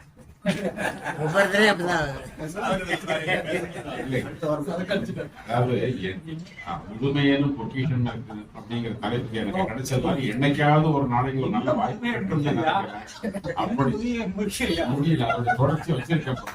காய்ச்ச மரம் அப்படின்னு ஒரு புத்தகம் படித்தேன். அதனுடைய தொடர்ச்சியா சொல்லணும். அதுக்கான 2 விலகங்கள் இருக்கீங்களே. ஆக இந்த நல்ல நேரத்தில் ஒரே ஒரு கோரிக்கை மட்டும் வச்சுட்டு நான் வெளியில முடிச்சுக்கலாம்னு நினைக்கிறேன். நம்ம ஏற்கனவே போன அமர்வுல சொன்ன கருத்து தான். நம்ம பில்டிங் வந்து திறக்க போறோம். அதுக்கான தேதி கேட்டு காத்துக்கிட்டு இருக்கோம். விரைவில் கிடைக்கும் என கருதுகிறோம். அப்படி கிடைக்கும் பட்சத்தில் உங்களுக்கு தகவல் தெரிவிக்கப்படும். அனைவரும் வந்து கட்டிட திறப்புழாவில் கலந்து சிறப்பித்து தருமாறு உங்களை இந்த வாசகர் வட்டத்தின் சார்பாக அன்போடு நெஞ்சார்ந்த நன்றியோடு கேட்டுக்கொள்கிறேன். நன்றி, வணக்கம். நான் இப்போ எதுவும் பேசுறதுக்கு ஒரு டைம் இல்லைன்றது மட்டும் இல்லை, முக்கியமா உங்கள்கிட்ட சொல்ல வேண்டியது என்னன்னா, நாளைக்கு இந்த வாசகர் மைய நூலகத்தில் வாசகர்கள் முடிவு எடுக்கிறது. அதில் எம்எல்ஏ டிகேடி நம்ம தலைவர் அவர்களும் அதில் கலந்துக்கிறாங்க. நீங்க அனைவரும் தவறாமல் வர வேண்டும் என்பதுதான் முக்கியம். அது மட்டும் இல்லை, இந்த செயற்குழு உறுப்பினர்களும் போட்டதுல சில பேர் புரவலர் நிதி கட்டணும்னு சொல்லி கேட்டாங்க. அதை கூடிய விரைவில் நாளைக்கு கொடுத்ததுக்காக எம்எல்ஏ முன்னாடி கொடுத்ததாக ஆகிடும். அடுத்தது இப்போ இருக்கிற சூழ்நிலையில என்னன்னா, மைய நூலகத்திலிருந்து டிஎல்ஓ அந்த அம்மா எல்லாரும் சென்னைக்கு போயிட்டாங்க. அங்கே யாரும் அதிகமாக இல்லை. ஆகையினால நாமும் போகலைன்னா நல்லா இருக்காது. அதனால அனைவரும் தவறாமல் கலந்துக்கணும். அப்பொழுதுதான் நமக்கு சிறப்பு என்பது தெரிவிக்கணும். இதனில இப்ப உதாரணத்துக்கு சொல்றோம்னா, அது அங்க திருப்பதி சசிகலா அவங்க நன்றி சொல்ற ட்வீட் பேஜ்ல அவங்க கூட்டு போயிட்டாங்க. அபூர்வமா டிஎல்ஓ அவரும் இல்லை. எல்லாரும் மைய நூலகத்திலிருந்து எல்லாரும் சென்னைக்கு போயிட்டாங்க. ஆகையினால தயவு செய்து உங்களை இருக்கிறவங்க கூப்பி நான் கேட்கறது என்னன்னா, நாளை காலையில 10 மணிக்கெல்லாம் மைய நூலகத்துக்கு வந்துருங்க. நாம சிறப்பாக அந்த விழாவினை கொண்டாடுவோம். அதே சமயத்துல எம்எல்ஏ அங்கே வர்றதுனால, போன எம்எல்ஏ அழைக்க போனப்பவே தலைவர் சொல்லிட்டாரு, இந்த இது கருத்து விழா பண்ணுவாங்க, அதுக்கு நான் அங்கே வர்றப்ப நான் டைம் தரேன்னு சொல்லிட்டாங்க. அதுக்கும் நாம நாளைக்கு அவர்கிட்ட டைத்து கேட்டுக்கலாம். இப்படிப்பட்ட சூழ்நிலையில் நீங்கள் அனைவரும் தவறாமல் நாளைக்கு காலையில 10 மணிக்கு மைய நூலகத்துக்கு வர வேண்டும் கேட்கிறேன். வணக்கம். இந்த 73வது இலக்கிய அலுவலர் அமர்வும் 58வது நூலக வார விழாவும் இணைந்து நடத்தி கொண்டிருக்கிற வாசகரோட தலைவர் தர்பால் சார்களுக்கும், சிறந்த இலக்கிய ஆளுமைகளை கொண்டு வந்துட்டு ராஜமாணிக்க சார் அவர்களுக்கும் என்னோட நன்றியை தெரிவிச்சுக்கிறேன். அப்புறம் நூலகத்துக்காக போன வாரம் வெளியில இருட்டா இருக்குன்னு சொல்லிட்டு நம்ம புகழேந்தி ஐயா அவர்கள் 2 போக்கஸ் லைட் போட்டு கொடுத்துருக்காங்க. அவருக்கு என்னோட நன்றியை தெரிவிச்சுக்கிறேன். இந்த 58வது நூலக வார விழால நம்ம சார்லி மேன் சார் புரவலரா சேர்ந்திருக்காங்க. அவங்களுக்கு என்னோட நன்றியை தெரிவிச்சுக்கிறேன். சூப்பரா இருந்தாரு